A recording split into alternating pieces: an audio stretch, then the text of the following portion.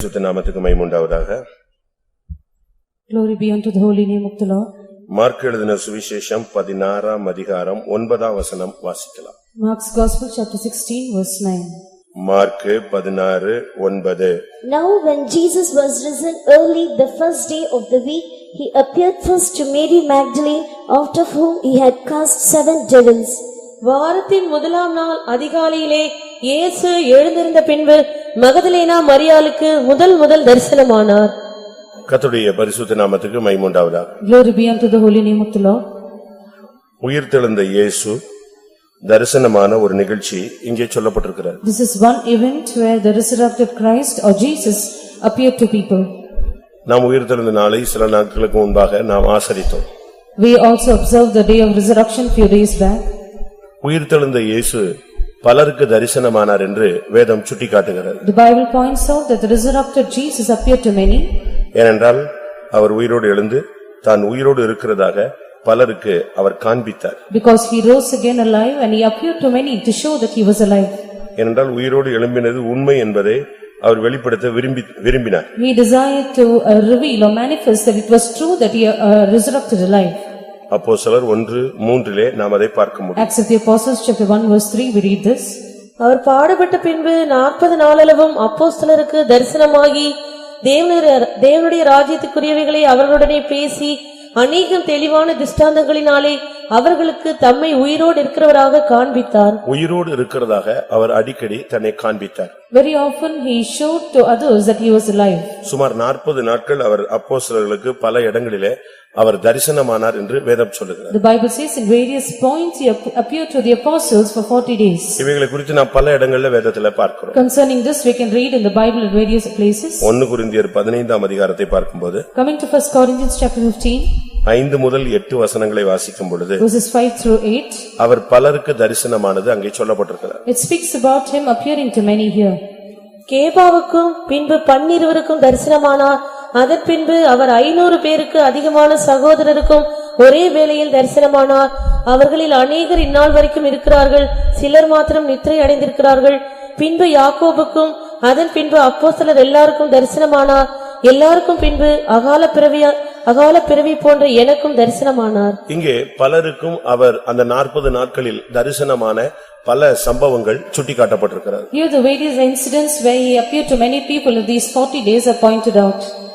ஆனால் இவைகளுக்கு எல்லாவற்றுக்கும் முன்பாக முதல் ஒரு ஆளுக்கு தரிசனமானார். அதைத்தான் நாம் மார்க் 16:9 வாசித்தோம். Before all these he first appeared to a particular person is what we read in Mark's Gospel chapter 16 verse 9. மரியாளுக்கு மகதலேனா மரியாளுக்கு அவர் முதல் தரிசனமானார். Above all, before everyone, the first of all he appeared to Mary Magdalene. அருமையான 12 அப்போஸ்தலர்கள் உண்டு. There were beloved 12 disciples of his. அவருக்கு அருமையான பெற்றெடுத்த தாய் உண்டு. He had his beloved mother too. தனக்காக நிந்தைகளை சுமந்த அந்த தாய் உண்டு. His mother who bore reproaches for him was there. தனக்காக பலரும் பலவிதங்களில் ஊழியம் செய்தவர்கள் உண்டு. There were many people who ministered to him in various ways. இன்னும் 70 பேரை அவர் சீஷராக தெரிந்தெடுத்து ஊழியத்திலே பயன்படுத்தினார். Another 70 whom he chose as disciples and used them in the ministry were also there. எத்தனையோ ஜனங்களை பார்வையடைய வைத்தார். He made many people to receive sight. அற்புதங்கள் அநேகம் செய்தார். He did many miracles. ஆனால் இவர்களுக்கு மத்தியிலே அவர் உயிரோடு எழுந்து முதல் மகதலேனா மரியாளுக்கு மட்டும் முதல் தரிசனமானார். In the midst of all these he rose again alive and at first he appeared to Mary Magdalene. அப்படி அவ என்ன விசேஷமானவள் என்பதை நாம் இன்னைக்கு படிக்க வேண்டும். What is the peculiarity in her is what we will see today. ஏன் பேதுருவுக்கு கிடைக்கல? Why did Peter not receive this opportunity? ஏன் யோவானுக்கு கிடைக்கல? Why Noah didn't have this opportunity? ஆண்டவருடைய மார்பிலேயே சாய்ந்துகிட்டு இருந்தானே அவனுக்கே முதல் அவர் தரிசனமாகல? Why didn't John didn't have this opportunity because he was leaning upon the Lord Jesus always? ஏன் நாத்தான் வேலை பார்த்த உடனே கபடற்ற உத்தம இஸ்ரவேலன் சொன்னாரே அவனுக்கு ஏன் தரிசனமாகல? One sight at Nathanael he said, "Thou art an Israel in whom there is no guile." Why did the Lord not appear to him? இப்படி பலருக்கு குறித்து பல விதங்களை நம்ம பேசலாம். Likewise we can speak in many ways about the others. ஆனா Bible சொல்லுகிறது அவருடைய தாய்க்கு கூட அவர் தரிசனமாகாமல் மகதலேனா மரியாளுக்கு முதல் தரிசனமானார். But the Bible says he did not appear to his own mother but he first appeared to Mary Magdalene. அவளுக்கு அப்படி என்ன ஒரு வித்தியாசமான மேன்மையான அனுபவம் இருந்தது என்பதை நாம் விளங்க வேண்டியது அவசியம். It is essential that we understand what is the special thing or excellent character that she possessed. எழுத்தின் பிரகாரமாக அவளுக்கு சில தகுதிகள் இருந்திருக்கலாம். Maybe literally she had certain qualifications in her. ஆனால் அதுக்கு அந்த காரணத்தை வேதம் சுட்டிக்காட்டவில்லை. But the Bible does not point to that reason. நீங்கள் படிச்சு பார்த்தா If you will read through, Magdalena என்கிறது ஒரு ஊர் பெயர். Magdalene is a name of a city. இன்னைக்கு अनेகர் மகதலேனா மரியாள்னு பேர் கூட வச்சுக்கறாங்க. Many have the name Mary Magdalene today. அந்த மரியாள்கள் 4-5 பேர் இருந்ததனால ஒவ்வொருத்தருக்கும் ஒவ்வொரு பேர் அவங்க ஊரை வச்சிட்டு சொல்ல ஆரம்பிச்சிட்டாங்க. Because there were 4 or 5 people by the name Mary, each of them were addressed by the name of the city. ஒரு பெண் வந்து கிளையோப்பா மரியாள். One was called Mary இன்னொன்னு Cleopas. இயேசுவின் தாயாகிய மரியாள். One was Mary the mother of Jesus. இப்படி 2-3 பேர் இருந்ததனால There were 2 or 3 others who were also கடைசில the same name. இவ வந்து இவளும் பேரு மரியாள். Her name was also Mary. அப்ப அதனால இவளுடைய ஊர் பெயர் Magdalene. The name of the city which she belonged to was Magdalene. நான் ஒரு ஃபெய்த்தோம்ல இருந்தேன். I was in a particular faith home. என் கூட சிஸ்டர்ஸ் இருந்தாங்க. There were sisters along with me. அதுல 5 பேர்ல 3 பேருக்கு பேரு glory. Out of the 5, 3 of them were named Glory. அதுல 1, 2, 3ல தான் நாங்க என்ன செய்வோம். நம்பர் 1ன்னா சீனியர், நம்பர் 2ன்னா அடுத்து சப் ஜூனியர், நம்பர் 3ல வச்சிருக்கோம். We will prefix the number 1, 2, 3 before them according to their seniority. அதே போல இங்க இயேசு பைபிள்ல அவள ஊர் பெயரை வச்சு அழைக்கிறார். Even so in the Bible Jesus addresses her by the name of a city she belonged to. ஆனா இத புரியாம இன்னைக்கு கிறிஸ்தவர்கள் அநேகர் மகதலேனான்னு பிள்ளைகளுக்கு கூட என்ன செய்றாங்க, பேர் வைக்கிறாங்க. Not understanding this, many Christians name their children by the name Magdalene. அவங்க ஊழியத்துல கூட இருக்காங்க அப்படிப்பட்டவங்க எல்லாம். Such people are also in the ministry today. இங்க நாம் பார்க்கும் பொழுது மகதலேனா அப்படினு சொன்னா, மேக்டலைன் அப்படினு சொன்னா கோபுரம்னு அர்த்தம். When we consider Magdalene today, it means a tower. ஆனா மரியாள்னு சொன்னா கண்ணீர்னு அர்த்தம். Mary means a virgin. இன்னொரு அர்த்தம் கலகம்னு அர்த்தம். In another means it is a confusion. இப்படி பல விதங்களிலே அதுக்கு பெயர் சூட்டப்பட்டிருக்கிறது. Likewise in various ways the names are being given. இந்த மரியாள் என்ற அதனுடைய துவக்கம் Miriam. Mary begins with the name Miriam. பழைய ஏற்பாடு மிரியாம் தான் மருவி எப்படி வருது, மரியாளா வருது. Miriam in the Old Testament has now changed into Mary. இந்த மரியாளுக்கு, மகதலேனா மரியாளுக்கு இயேசு தரிசனமானார். Now Mary Magdalene to whom Jesus appeared. மத்தேயு 27:56 பார்க்கும்போது, Matthew's Gospel chapter 27 verse 56. சிலுவையின் அருகே நின்றவள். He one who stood close to the cross. அவர்களுக்குள்ளே மகதலேனா மரியாளும் யாக்கோபுக்கும் யோசேக்கும் தாயாகிய மரியாளும் செபதேயுவின் குமாரருடைய தாயும் இருந்தார்கள். அவங்க எல்லாம் சிலுவை பக்கம் நின்று கொண்டிருந்தவர்கள். They were very close to the cross. இவங்க எல்லாம் இயேசுவுக்காக தூரத்தில் நின்று பார்த்து கொண்டிருந்தார்கள்னு முந்தின வசனம் சுட்டிக்காட்டுகிறது. The preceding verse points out that they were standing afar off and looking at Jesus. Mark 15ஆம் அதிகாரம் 40ஆம் வசனத்தை பார்க்கும்போது, Mark's Gospel chapter 15 verse 40. சில ஸ்திரீகளும் தூரத்திலிருந்து பார்த்து கொண்டிருந்தார்கள். அவர் கலிலேயாவில் இருந்தபோது அவருக்கு பின் சென்று ஊழியம் செய்து வந்த மகதலேனா மரியாளும் சின்ன யாக்கோபுக்கும் யோசேக்கும் தாயாகிய மரியாளும் சலோமே என்பவளும். இங்கே நான் பார்க்கும் பொழுது அவர் கலிலேயாவில் இருந்தபோது அவருக்கு பின் சென்று ஊழியம் செய்து வந்த மகதலேனா மரியாள். Here we read about Mary Magdalene who followed him and ministered unto him when he was at Galilee. இது அவளுக்கு தகுதி அல்ல. This was not her qualification. தூரத்தில் நின்று சிலுவைக்கு பக்கத்துல நின்று பார்த்ததனால இந்த தரிசனம் கிடைக்கல. She did not receive this vision of Jesus because she was very close to the cross, or because she stood far away and looked at Jesus. ஊழியம் செய்ததனால இந்த தரிசனம் கிடைக்கல. Just because she ministered to him, she did not have this vision. ஏனென்றால் இவளை விட 12 பேர் எல்லாவற்றையும் விட்டு ஊழியம் செஞ்சவங்க இருக்காங்க. Because there are 12 others who had forsaken everything and ministered unto the Lord. அப்ப என்ன காரணத்தினால இயேசு அவளுக்கு முதல் தரிசனமானார்? So what was the reason that Jesus first appeared to her? இந்த இன்சிடென்ட் பலரும் பல விதங்கள்ல தவறாக சித்தரிக்கிற ஆப்போஸ்ட் ஆன்டிகிரைஸ்ட் கூட்டமும் இருக்கிறது. There is also a group of antichrist which are giving a contrary revelation about this incident. அது குறித்து நீங்க சினிமால எடுத்திருப்பாங்க. Even they have a film on the same. இயேசு உயிரோடு எழுந்த பிறகு கூட அவளை தான் தேடி போனார்னு சொல்லுவாங்க. They say even when Jesus was alive he sought for her. அப்படி அல்ல. That is not so. இயேசு அவளுக்கு தரிசனமானதுக்கு ஒரு ரீசன் அதே வசனத்துக்கு அடுத்த வசனத்துல சொல்லப்பட்டிருக்கிறது. The very succeeding verse gives the reason why Jesus appeared to her first. Mark 16:10. Mark's Gospel chapter 16 verse 10. அவளிடத்திலிருந்து அவர் 7 பிசாசுகளை துரத்தி இருந்தார். அவளிடத்திலிருந்து அவர் 7 பிசாசுகளை துரத்தி இருந்தார். It was out of her that he had cast out 7 devils. இதுதான் முக்கியம். It was a most important reason. அந்த தரிசனத்துக்கு ரீசன் அடுத்த வசனம் கரெக்ட்டா சொல்லப்பட்டிருக்கு. Jesus appearing to her, the reason is given in the next verse. எதனால? Why? சிலுவைக்கு பக்கத்துல நின்னதனால அல்ல. Not because she stood close to the cross. ஊழியம் செஞ்சதனால அல்ல. Not because she ministered to him. எதுக்காக? What for? அவர் அவளிடத்திலிருந்து 7 பிசாசுகளை துரத்தி இருந்தார். But because he had cast out 7 devils out of her. இதை குறித்து லூக்கா 8ஆம் அதிகாரம் 2ஆம் வசனத்தை பார்க்கும் பொழுது Luke's Gospel chapter 8 and verse 2. அவர் பொல்லாத ஆவிகளையும் வியாதிகளையும் நீக்கி குணமாக்கின சில ஸ்திரீகளும் 7 பிசாசுகள் நீங்கின மகதலேனா எனப்பட்ட மரியாளும். 7 பிசாசுகள் நீங்கின மகதலேனா மரியாளும். Mary called Magdalene, out of whom were 7 devils. இன்னைக்கு நமக்குள்ள பலவிதமான ஆவிகளுடைய போராட்டம் இருக்கு, ஆனா வெளியே தெரியாது. Today we have various conflicts of the various kinds of spirits within us which is not outwardly visible. இன்றைக்கு நீங்க இந்த சத்தியத்தை புரியணும். Today you should understand this truth. நமக்கு அடுத்த தரிசனத்தை நம்ம வெயிட் பண்ணிட்டு இருக்கோம். We are waiting for the next vision. அது என்ன தரிசனம்? What is that? எபிரேயர் 9:28ல Hebrews 9:28. அவர் திரும்ப வர போறார், அந்த தரிசனத்துக்காக நம்ம வெயிட் பண்ணிட்டு இருக்கோம். He is going to appear the second time for which we are ardently waiting. அந்த தரிசனம் நம்ம சபைக்கு கிடைக்கணும்.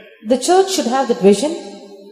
கிறிஸ்துவும் அநேகருடைய பாவங்களை சுமந்து தீர்க்கும்படிக்கு ஒரே தரம் பலியிடப்பட்டு தமக்காக பாவம் இல்லாமல் ஆவலோட காத்துக் கொண்டிருக்கிறவர்களுக்கு ரட்சிப்பை அருளும்படி 2ஆம் தரம் தரிசனமாவார். அந்த தரிசனம் சபைக்கு கிடைக்கணும். It is this vision which the church should obtain. அதுக்கு தான் நம்ம எல்லாரும் இவ்வளவு பாடுபடுறோம், இவ்வளவு நிந்தைகள், அவமானங்கள், வேதனைகள், சகிப்புத்தன்மைகள் நம்ம கற்றுக்கொண்டு வருகிறோம். That is why we suffer so much. We go through various kinds of reproaches, shame, and we also have this aspect of enduring in our lives. அவருடைய தரிசனம் நமக்கு கிடைக்கணும், அதுக்கு தான் வெயிட் பண்றோம். We wait for his vision for us. யோபு 35:14 அவன் சொல்றான், எனக்கு சர்வ வல்லவருடைய தரிசனம் கிடைக்க மாட்டேங்குதுன்னு சொல்றான். Job 35 verse 14 he says, I have not received the vision of the Almighty.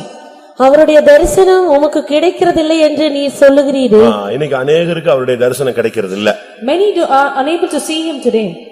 ஆனா இயேசு அவளுக்கு தரிசனமானதுக்கு காரணம் 7 ஆவிகளை அவளிடத்திலிருந்து துரத்தி இருந்தார். The reason for which Jesus appeared to her first was that he had cast out 7 devils out of her.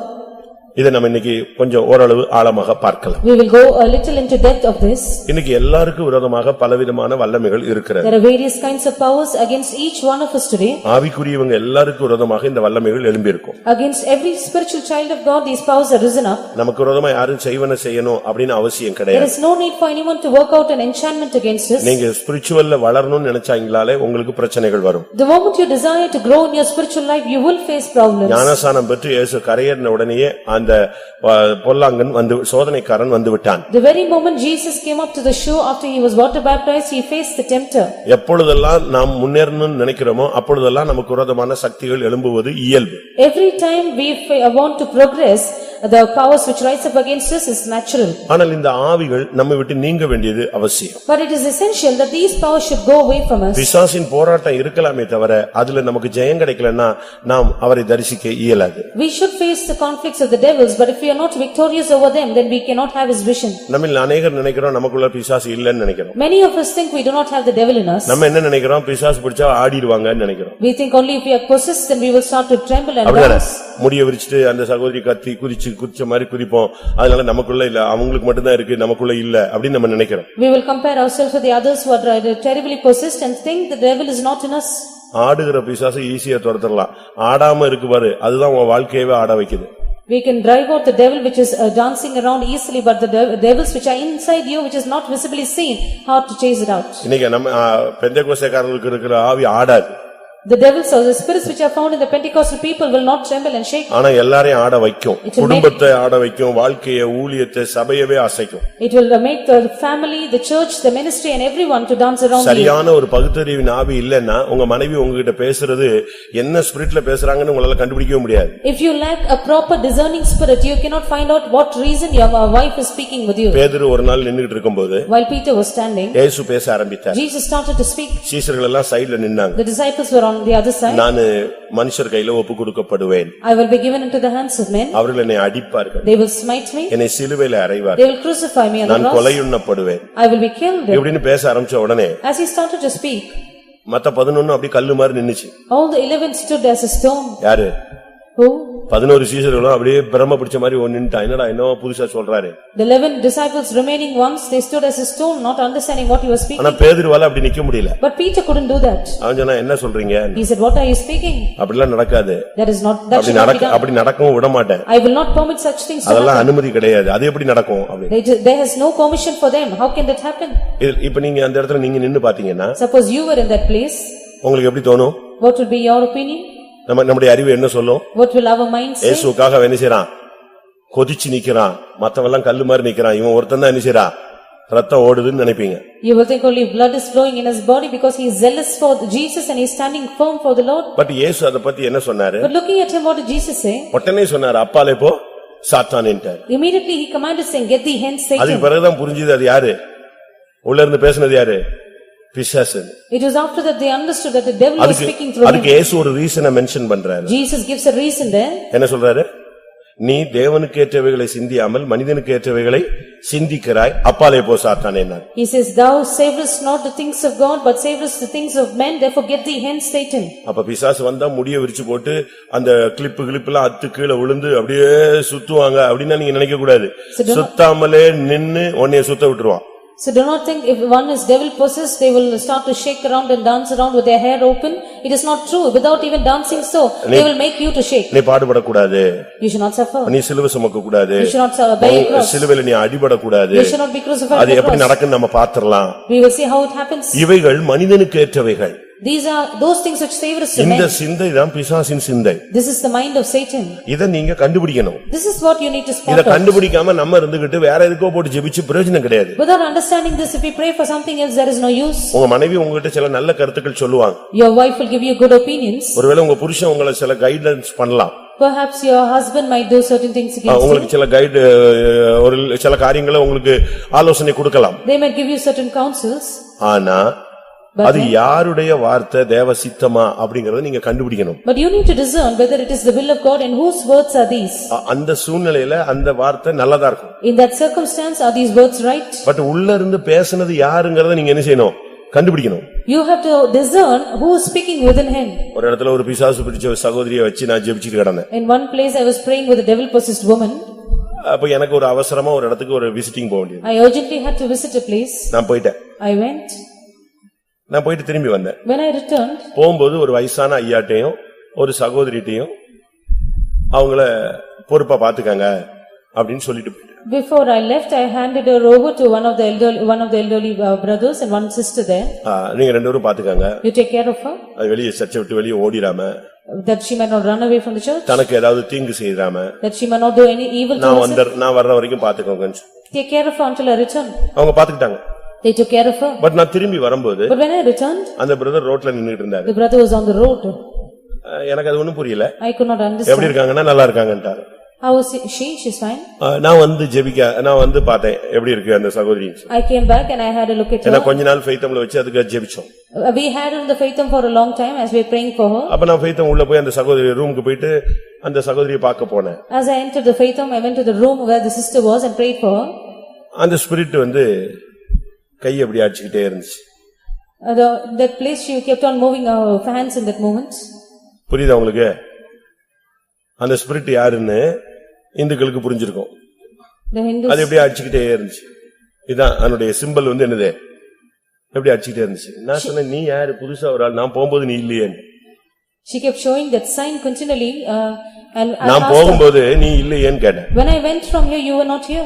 ஆமா நீ போன பிறகு தான் நான் வந்தேன்னு சொல்லுச்சு. I came after you left. உன் பேர் என்னன்னு? What is your name?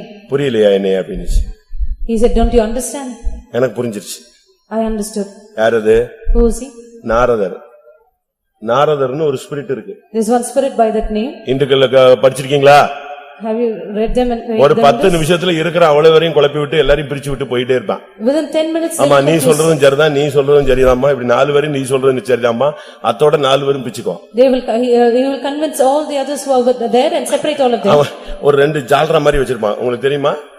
பாத்திருக்கீங்களா? இந்துல இருந்திருக்கீங்களா? சிங்கட்டான்னு சொல்லுவாங்க. வந்து அடிச்சுக்கிட்டு பஞ்சிங் சிக் சிக்னு. இந்த ஸ்பிரிட் தான் அடிச்சு காண்பிச்சு எனக்கு புரிஞ்சிருச்சு டக்குன்னு. ஓ இந்த ஸ்பிரிட் வந்துச்சு. நீ என்ன பண்ண? நான் என்ன பண்ணனா? அந்த பிரதர் ரோட்ல நின்னாரா நீ வரும்போதுன்னுச்சு. ஆமா வந்தால் ரோட்ல தான் நின்னா அப்படின்னு. நான் நீ போன உடனே இவங்க ரெண்டு பேருக்கும் சண்டையை மூடி விட்டுட்டேன். ஒருத்தி இப்படி போயிட்டான், அவன் அங்க போயிட்டான், நான் இவ்வளவு நேரம் இங்கதான் இருக்கேன் அப்படின்னு. He said, after you left, I created a fight between both of them and they parted ways and I am still here with them. நான் போன உடனே இது அவங்க ரெண்டு பேரையும் வச்சுக்கிட்டு உன்னைய பத்தி இப்படி சொன்னா, உன்னைய பத்தி அப்படி சொன்னாரு, இந்த ஆள் ஒரு மாதிரி பாக்குற என்னவோ சொல்லி விட்டுச்சு. இவர் நீ எக்கடும் கெட்டு போன்னு சொல்லிட்டு எங்க வந்து உட்காந்துட்டா, நான் வர்ற வரைக்கும் கேட்ல போய் உட்காந்துட்டான். After I left, that spirit created a fight between them, that this person spoke about you like this, and finally the brother was on the roads waiting for me. இந்த ஸ்பிரிட் அப்பப்ப வரும். Very often the spirit will visit you. காலையில ஆபீஸ்க்கு போகும்போது ரொம்ப அழகா உங்களை send of பண்ண பார்ட்டி வரும்போது வீட்லயே இருக்காரு. The party which sends you off very well when you go to the office in the morning will not be at home when you return. நீ போன பிறகு எது ஸ்டார்ட் பண்ணிரும், இது பழைய கதையெல்லாம் ஸ்டார்ட் பண்ணி பஸ் ஏத்தி விட்டுரும். After you go, you leave the place, it will speak of the old stories and send the person off. காலையில போகும்போது அதை வாங்கிட்டு வரேன், இதை வாங்கிட்டு போறேன்ட்டு ஒரே பயங்கர பிராமிஸ் கொடுத்துட்டு போனால் வரும்போது சும்மா டென்ஷன்ல வருவான். ஏன்னா அது அங்க உள்ள பூந்துருச்சுன்னு அர்த்தம். The person who made up many promises saying, I will buy this and that when I return. But when he returns, he will come with full இப்படி ஆவிகள் உள்ள இருக்கும். There are such spirits within. ஆனா இத பவுலுக்கு மட்டும்தான் கண்டுபிடிச்சது. Only Saint Paul found it out. ஒரு முள் என்னை குத்திக்கிட்டே இருக்கு, அது சாத்தானுடைய தூதன்னு நான் கண்டுபிடிச்சேன்னு சொல்றான். He said, a thorn is keeping on buffeting me and that is the angel of the devil. லூக்கா 13:6 அந்த கூனியினுடைய பின்னால ஒரு ஆவி இருந்ததாக இயேசு கண்டுபிடிச்சாரு. Luke's Gospel chapter 14, Jesus found out there was a spirit behind the woman who had an infirmity. சரி, அதை விடுங்க. இது என்ன 7 ஆவிகளை துரத்தி இருந்தாருன்னு What are these 7 spirits that he had cast out? ஒரு இடத்துல ஒரு பிசாசை பார்த்து இயேசு பேசினார். In one place, Jesus spoke to a devil. உன் பேர் என்னன்னு கேட்டார். He said, what is your name? அவன் என்ன சொன்னா? What did he say? தாங்கள் அநேகரா இருந்தபடினால் என்ன பேர் சொன்னா? லேகியோன் சொன்னா. He said, I am legion because I am many in number. லேகியோன்ங்கிறது பிசாசு பேரா இல்ல. Legion is not the name of the devil. நல்லா புரிஞ்சுக்கணும். You have to understand. அவனுக்கு லேகியோன் பிடிச்சிருக்கு, இவனுக்கு லேகியோன் பிடிச்சிருக்கு நீங்க என்னத்தையா சொல்லி போடாதீங்க. Do not say he is caught with the spirit of legion. லேகியோன்ங்கிறது ஒரு military battalion-உடைய ஒரு நேம் அது. It is the name of a battalion in the military. ஒரு நாட்டுல லேகியோன் சொன்னா 2000 போர் வீரர்கள் சேர்ந்த ஒரு பெட்டாலியனுக்கு தான் பேர் என்னது? லேகியோன். In one country, if it is a legion, it comprises of 2000 soldiers. இன்னொரு நாட்டுல 6000 பேருக்கு லேகியோன்னு பேர். Another country, the legion is of 6000 soldiers. அப்போ இந்த பிசாசு தாங்கள் அநேகராக இருந்தபடினால் யார் பேரை சொல்லிச்சே? நாங்க ஒரு பெரிய சேனையா இருக்கிறோம், நாங்க லேகியோன் அப்படினுச்சு. Because these devils were many in number, they said we are a host and therefore we are legion. அப்ப இயேசு சொன்னாரு, அந்த ஆவிகளை ரைட் நீங்க பண்ணிக்குள்ள போறதுக்கு பெர்மிட் கட்டிச்சு கொடுத்துட்டாரு. They asked permission to get into the herd of swine and the Lord permitted them to get out of him and get into the swine. நீங்க பைபிள்ல படிச்சு பாத்தீங்கன்னா ஆயிரக்கணக்கான பன்றிகள் எங்க போச்சு? தண்ணில போய் விழுந்து மாழ்ந்து போனது. If you read in the Bible, you can find thousands of the herd of swine which went into the waters and were அப்ப destroyed. ஒரே ஆளுக்குள்ள ஆயிரக்கணக்கான ஆவி இருக்கிறதுக்கு என்ன இருக்கு? வாய்ப்பு இருக்கு. So there is a chance for thousands of spirits to dwell in one man. அப்படினால்தான் That is why அங்க லேகியோன் அவன் பேர் சொன்னான். he says the name legion. நம்ம இப்ப அந்த சப்ஜெக்ட்ல போறதில்ல. We are not getting into that subject now. இங்கே சொல்லி இருக்கிறது 7 ஆவிகளை அவர் துரத்தினார். Here it is said he cast out 7 devils. இது பிசாசினுடைய 7 குணங்களை காண்பிக்கிறது. This speaks of the 7 characteristics of the Satan. பிசாசுக்கு பழைய ஏற்பாட்டிலும் பழைய புதிய ஏற்பாட்டிலும் பல பெயர்கள் சுட்டிக்காட்டப்பட்டிருக்கிறது. The devil has various names or nicknames by which he is addressed in the Old Testament as well as in the New ஒரு இடத்துல Testament. பிசாசுன்னு சொல்லி இருக்கு. One place is called the devil. ஒரு இடத்துல சாத்தான் சொல்லி இருக்கு. The other place is called Satan. ஒரு இடத்துல சத்துருன்னு சொல்லி In இருக்கு. one place the enemy. ஒரு இடத்துல பொல்லாங்கன்னு சொல்லி இருக்கு. The other place is the wicked ஒரு one. இடத்துல சோதனைக்காரன் சொல்லி இருக்கு. The tempter the other. ஒரு இடத்துல பழைய பாம்புன்னு சொல்லி இருக்கு. The old serpent in the other place. ஒரு இடத்துல அப்பல்லோன்னு சொல்லி இருக்கு. Is called as Apollos in the other place. அப்பல்லியோன். இப்படி ஒவ்வொரு பேரா வரிசையா சொல்லி இருக்கு. One by one he is named. பழைய ஏற்பாட்டிலும் புதிய ஏற்பாட்டிலும் அப்படி எவ்வளவு பேர்கள் இருக்கு. The Old Testament as well as the New Testament, there are so many names. ஆனா இங்க 7 ஆவிகளை துரத்தி இருந்தார். But here he cast out 7 devils. அப்ப நமக்குள்ளேயும் 7 ஆவி துரத்தப்பட்டால்தான் நமக்கு அவர் தரிசனம் கிடைக்கும். So only if 7 devils are cast out of us, we will have a vision of the Lord Jesus. அதைத்தான் நாம் இன்னைக்கு பார்க்க போறோம். That is what we are going to see today. அந்த 7 தன்மைகள் என்ன என்பதை நாம் விளங்கிக் கொள்ள வேண்டும். We need to understand what are the 7 attributes of these characters. பிசாசுக்கு பல குணங்கள் இருக்கு. There are various characters in the devil. அதுல 7 நான் ஸ்பெஷலா எடுத்து உங்களுக்கு சொல்றேன். I want to pick out 7 which I want to tell you. இந்த 7 தன்மைகளும் நம்ம விட்டு போனாதான் நமக்கு தரிசனம் கிடைக்கும். If all these 7 attributes leave us, we will have the vision of இல்ல the Lord. நான் ஊழியம் செஞ்சேன், இயேசுவின் மார்பலையே சாஞ்சி கிடந்தேன், உனக்கு தரிசனம் கிடைக்காது. If you say I have ministered unto the Lord, I was leaning upon the Lord, we will not have the vision. அப்படிதானே? Isn't that true? யோவானுக்கு கிடைச்சதா? Did John have the vision? கிடைக்கலையே. No. காரணம் என்ன? What is the reason? அவனுக்குள்ளேயும் சில சுபாவங்கள் இருந்துச்சு, அது அந்த கேரக்டர் அந்த ஆவிகள் துரத்தப்படல. He also had certain characters in him which these spirits were not driven out. நமக்குள்ளேயும் பல வல்லமைகள் இருக்கு. We also have certain characters. அது நம்ம துரத்த வேண்டியது அவசியம். It is essential we drive them out. இல்லாட்ட துரத்த ஒப்பு கொடுக்க வேண்டியது அவசியம். If not, we should surrender ourselves to be driven out. முதலாவது, First of all, ஆதியாகமம் 3ஆம் அதிகாரம் 1ஆம் வசனத்துல இந்த பிசாசினுடைய முதல் தன்மை என்ன? what is the first attribute of the devil which we read in Genesis chapter 3 verse 1? தேவனாகிய கர்த்தர் உண்டாக்கின சகல காட்டு ஜீவன்களை பார்க்கிலும் சர்ப்பமானது தந்திரம் உள்ளதாய் இருந்தது. தந்திரம், Subtlety. இது ஒரு ஆவியினுடைய முக்கியமான தன்மை. This is one of the most important வேதத்துல characters. முதல் பிசாசு தன்னை அறிமுகப்படுத்துகிற இடத்துல அவனுடைய கேரக்டர் தந்திரம். The first place where the devil introduces himself in the Bible by his character, that is subtlety. தந்திரம் உள்ள சுபாவம் நமக்குள்ள இருக்கவே கூடாது. We should not have the subtle character in us. உலகத்துல நரிக்கு தான் தந்திரம் சொல்லுவாங்க, ஆனா பைபிள்ல சர்ப்பத்துக்கு தான் தந்திரம்னு சொல்லிருக்கு. In the world they will call the fox which is very subtle, but in the Bible the serpent is called very subtle. இன்றைக்கு ஆவிக்குரிய வாழ்க்கையில வந்துட்ட பிறகு நாம் தந்திரம் உள்ளவர்களா இருக்க கூடாது. After coming into the spiritual life we should never be subtle. ஆனா அதே நேரத்துல At the same time, பிசாசின் தந்திரங்களை அறிந்து நாம் அதை ஜெயித்தவர்களாய் மாற வேண்டும். knowing all the subtlety of the devil, we should be overcoming all of them. 2 கொரிந்தியர் 2ஆம் அதிகாரம் 2 Corinthians chapter 2 11ஆம் வசனத்தை பார்க்கும் பொழுது, verse 11. சாத்தானாலே நாம் மோசம் போகாதபடிக்கு அப்படி செய்தே அவருடைய தந்திரங்கள் நமக்கு தெரியாதவைகள் அல்லவே. இந்த சாத்தானுடைய தந்திரங்களை முதலாவது நீங்கள் தெரிந்து வைத்திருக்க வேண்டும். First of all, you should know all the deception or the subtlety of the devil. அவன் ரொம்ப டெக்னிக்கலா தான் கிரியை செய்வான். He will act in a very technical நான் manner. ஆரம்பத்திலேயே சொன்னேன், பிசாசு ஆடிட்டு வந்தா நம்ம ஈஸியா கண்டுபிடிச்சிடலாம். In the beginning I said if you can find the devil which is possessed and dancing around. அவன் ஆடவே இப்பெல்லாம் ஆடுறது இல்லையா? But now it is not so. அந்த ஆவி ரொம்ப தந்திரமா கிரியை செய்யும். The devil is very subtle in its devices. சர்ப்பத்தினுடைய முதல் தன்மையே தந்திரம். The first attribute of the serpent is subtlety. அதனுடைய முதல் வேலை என்ன? What is its first work? மனசை கெடுப்பது. It will destroy the mind. அதுதான் அவனுடைய முதல் வேலை. His first work is to corrupt the mind. 2 கொரிந்தியர் 11ஆம் அதிகாரம் 3ஆம் வசனம். 2 Corinthians chapter 11 verse 3. ஆகிலும் சர்ப்பமானது தன்னுடைய தந்திரத்தினாலே ஏவாளை வஞ்சித்தது போல உங்கள் மனதும் கிறிஸ்துவை பற்றி உண்மை நின்று விலகும்படி கெடுக்கப்படுமோ என்று பயந்திருக்கிறேன். இந்த தந்திரத்தினுடைய வேலை என்னன்னா மனசை கெடுப்பது. The work of this subtlety is to corrupt the mind. கிறிஸ்துவை பற்றிய உண்மை நின்று மனதை விலகும்படி செய்வது. It will make your mind to be corrupted from the simplicity that is in Christ. ஒரு புருஷனுக்குள்ள வந்துருச்சுன்னா, Suppose it is in a husband. அந்த மனைவியை பற்றிய உண்மையிலிருந்து அந்த மனசு கெட்டு போயிடும். The mind will be corrupted from the truth about the wife. மனைவிக்குள்ள வந்துருச்சுன்னா, Suppose it's in the wife. புருஷனை பத்தி இருக்கிற தவறா நல்ல எண்ணங்கள் வெளியே போயிடும். All the good opinion that she has about the husband will leave her. பிள்ளைகளுக்குள்ள வந்துருச்சுன்னா, Suppose it's in the children. அந்த பேரண்ட்ஸ் மேல உள்ள நல்ல ஒபினியன் சுத்தமா வெளியே போயிடும். The good opinion about their parents will leave them.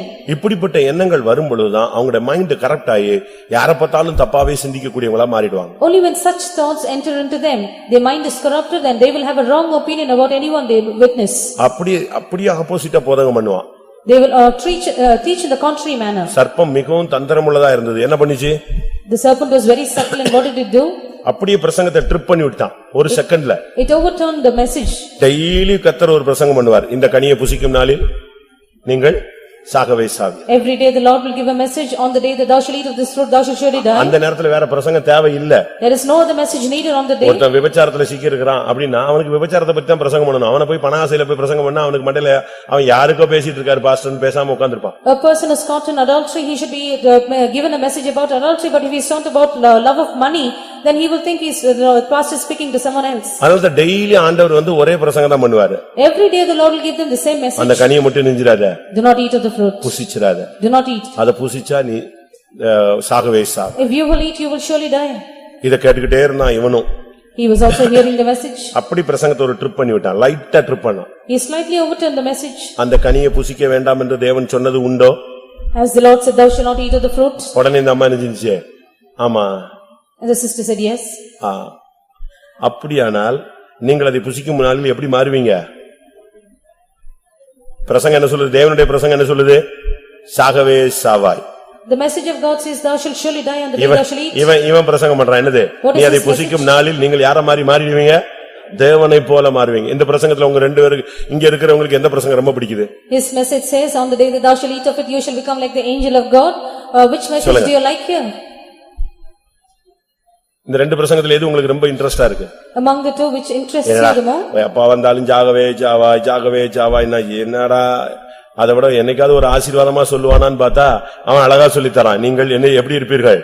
தேவனை போல இருப்பீர்கள், உங்கள் கண்கள் திறக்கப்படும், அது தேவனுக்கு தெரியும் அப்படின்னு உடனே அவன் பார்த்தான், இதுவும் நல்லாதான் இருக்கு.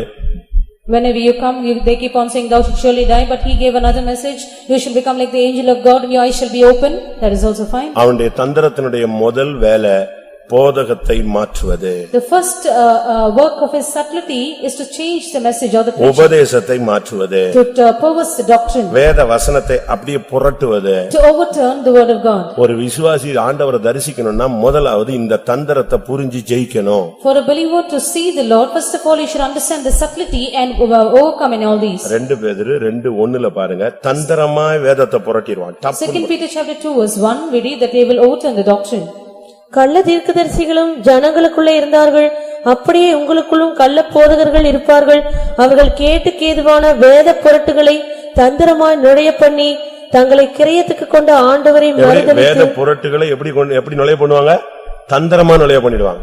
They will very deceivingly or subtly privately they will do heresies. இதைத்தான் எபேசியர் 4ஆம் அதிகாரம் 14ஆம் வசனத்துல பவுல் பேசும் பொழுது, St. Paul in Ephesians chapter 4 verse 14 says, நாம் இனி குழந்தைகளா இராமல் மனுஷனுடைய சூதும் வஞ்சிக்கிறதற்கு ஏதுவான தந்திரமும் உள்ள போதகமாகிய பலவித காற்றினாலே. தந்திரமுள்ள போதகமாகிய பலவித காற்றுகள். Every wind of doctrine by the sleight of men. உங்களுடைய மைண்ட கெடுப்பது அதான் அவனுடைய தந்திரத்தினுடைய வேலை. The work of his subtlety is to corrupt your mind. இதுல நீங்க தப்பிட்டீங்கன்னா உங்களுக்கு ஆண்டவருடைய தரிசனம் கிடைக்கும். If you will escape this task, then you will have the vision of the Lord. பிசாசின் தந்திரத்தை நீங்க எப்பவுமே ரொம்ப கரெக்ட்டா பாத்துக்கிட்டே இருக்கணும். You should always discern the subtlety of the devil always. ஏன் சிரிக்கிறான்? Why does he smile? இவன் ஏன் வர்றான்? Why does he come? இவன் ஏன் அடிக்கடி வர்றான்? Why does he often visit? இவன் ஏன் முந்தி நமக்கு உதவி செய்ய மாட்டானே, இப்ப உதவி செய்றானே. Before he helps us, now he doesn't. இதெல்லாம் நீங்க பகுத்து அறியணும். You should discern them. ஏன்? Why? எதற்கு? What for? உங்களுக்கு அத புரியக்கூடிய சக்தி தேவை. You should not have the power enough to discern them. அவனுடைய முதல் ஆவி வேலை தந்திரம் வேதத்தையே புரட்டுவது. The first work of his spirit is subtlety and to make a heresy of the வசனத்தை word. வச்சே உன்னை குழப்பிக்கிட்டே இருப்பான். He will keep on confusing you with the word. சரி, ஆதாம் தான் அப்படி பண்ணிட்டான். Adam did this work. இப்ப இயேசு ஞானஸ்நானம் பெற்று கரையேறின உடனே இவர்ட்ட வர்றான். Now after Jesus was baptized and he came to the shore, he came to him. இவர்ட்ட பேசினது எப்படி தான் பேசினா? How did he speak to him? இவர்ட்ட எப்படி தான் பேசினா? How did he speak to him? வேதத்தில் இப்படி சொல்லி இருக்கிறதே. It is said in the Bible like this. வேதத்தில் இப்படி சொல்லி இருக்கிறதே. This is what is written in the scriptures. இப்ப இயேசு என்ன சொன்னாரு? Now what did Jesus say? இப்படி சொல்லி இருக்கிறதே. அவர் அதே தான் திருப்பி என்ன செய்றாரு? அடிக்கிறாரு. He returns him with the same word of God. அப்ப வேதத்தை புரட்டுறது தான் இவனுடைய வேலை. So his work is to be a heretic. அப்படியே உபதேசத்தை புரட்டி விட்டுருவான். He will make the doctrine perverse. அதனால தான் இன்னைக்கு கிறிஸ்தவ உலகில உண்மையான சர்ச், உண்மையான டாக்டரின்ஸ், உண்மையான ஊழியம் இத பத்தி ஜனங்களுக்கு ஒரு தெளிவான அறிவு கிடைக்க விடாம எல்லாமே ஒண்ணு அப்படிங்கிற மாதிரி கொண்டு வந்துட்டான். That is why in the Christian world people do not have a clear understanding about the right doctrine, the right revelation, and they say everything is one. அப்படிதானே? எல்லா மதமும் ஒண்ணு. எல்லா நதிகளும் எங்க போகுது? கடல்ல தான் போகுது. எல்லா நதியும் கடலுக்கா போகுது? Does all water enter up in the sea? எல்லா சாக்கடையும் கூட கடலுக்கு தான் போகுது. Even the ditch water ends up in the sea. அப்படி அல்ல, நம்ம சத்தியத்தை புரிஞ்சுக்கணும். We need to understand the truth. அத கொஞ்சம் பாருங்க, ஒரு ட்ரிப் லேசா அப்படி திருப்பி விட்டான், முழு மனுக்குலமும் உளுந்து போயிடுச்சு. He slightly overturned the doctrine and the whole mankind fell. ஒன்று, தந்திரத்தை நாம் ஜெயிக்க வேண்டும். தந்திரமான ஆவி நம்ம விட்டு வெளியே போகணும். One thing we need to overcome subtlety or craftiness, that spirit should leave us. இரண்டாவது, Secondly, வெளிப்படுத்தல் 12ஆம் அதிகாரம் 9ஆம் வசனத்துல அவனுக்கு பலவிதமான வித்தியாசமான தன்மையில டைட்டில் கொடுக்கப்பட்டிருக்கிறது. Revelation chapter 12 verse 9, he is titled in diverse ways. உலகம் அனைத்தையும் மோசம் போக்குகிற பிசாசு என்றும் சாத்தான் என்றும் சொல்லப்பட்ட பழைய பாம்பாகிய பெரிய வலுசர்வம் தள்ளப்பட்டது. எப்படி? உலகம் அனைத்தையும் மோசம் போக்குகிற சாத்தான் என்றும் பழைய பாம்பாகிய பெரிய வலு சர்ப்பம், இப்படி எல்லாம் அவனுக்கு ஒரு ஆளுக்கு தான் இவ்வளவும் சொல்லி வைக்கிறாங்க. A single personality is given so many names or titles by a great dragon, the old serpent called the devil, the Satan. தன்மை என்னன்னா மோசம் போக்குதல், ஏமாத்துதல். His only work is to deceive. எந்த ஒரு விசுவாசியும் ஊழியக்காரனும் ஏமாத்துற பழக்கத்தை விட்டுறணும். மோசம் போக நம்மளால மத்தவங்களை கெடுத்துறவே கூடாது. Any servant of God or believer should forsake this practice of deceiving the others. No one should be. இந்த விஷயத்துல ரொம்ப கவனமா இருக்கணும். We have to be very careful in this matter. இந்த ஸ்பிரிட்டை நீங்க ஜெயிக்கணும். You have to overcome this spirit. உங்களை அறியாமலோ அறிஞ்சோ நீங்க உங்கள் நிமித்தம் யாரும் மோசம் போயிடக்கூடாது. Knowingly or ignorantly, no one should be deceived because of you. இந்த மார்க்கத்துல வந்துட்ட பிறகு நீங்க யாரையும் ஏமாத்திடக்கூடாது. After coming into this religion, do not deceive or cheat anyone. இந்த விஷயத்துல நீங்க ரொம்ப கவனமா இருக்கணும். You have to be very careful in this matter. அவனுடைய வேலையே ஏமாத்துறதுதான். His only work is to deceive. பயங்கரமா ஏமாத்துவான். He will terribly deceive. அதனாலதான் இன்னைக்கு முழு உலகமும் ஏமாத்திக்கிட்டே இருக்கு. இன்னைக்கும் ஜனங்க ஏமாத்திக்கிட்டு தான் இருக்காங்க. That is why the whole world is being deceived today and still the people are deceived. 1 கொரிந்தியர்ல 15:33 பார்க்கும்போது 1 Corinthians 15:33 மோசம் போகாதிருங்கள், ஆகாத சம்பாஷணைகள் நல்ல ஒழுக்கங்களை கெடுக்கும். இந்த மோசம் போக்குதலுடைய மெயின் தன்மையே பேச்சுதான். Main aspect of this deception is speech or communication. பேசியே ஆவிக்குரிய ஜீவித்தை நஷ்டமடைச்சிடும். We will keep on speaking and bring a loss to our spiritual life. நீங்க பேசுறத நிறுத்தி பாருங்க, நீங்க ஜெயிச்சிருவீங்க. You stop talking, you will overcome. பேச்ச சுத்தமா நீங்க பிரேக் பண்ணணும். You have to stop your talk. இப்ப நம்ம பேசுறது இல்ல, செல்லுலயே பேசுறோம். Now we do not directly talk, we will have a communication over the cell. அத உட்கார்ந்துட்டு அந்த கை போற போக்க பாருங்க. You sit and look at the way your hands move. முந்திலாம் டைப்ரைட்டிங் படிக்கிறதுக்கு 7 மாசம் ட்ரைனிங் எடுப்பாங்க. 7 months they will be trained to use the typewriter before. இப்ப 3ஆம் கிளாஸ் பிள்ளைக்கு டைப்ரைட்டிங் நீங்க ஒண்ணுமே சொல்ல வேண்டாம். அது அழகா பிச்சு போகுது அது.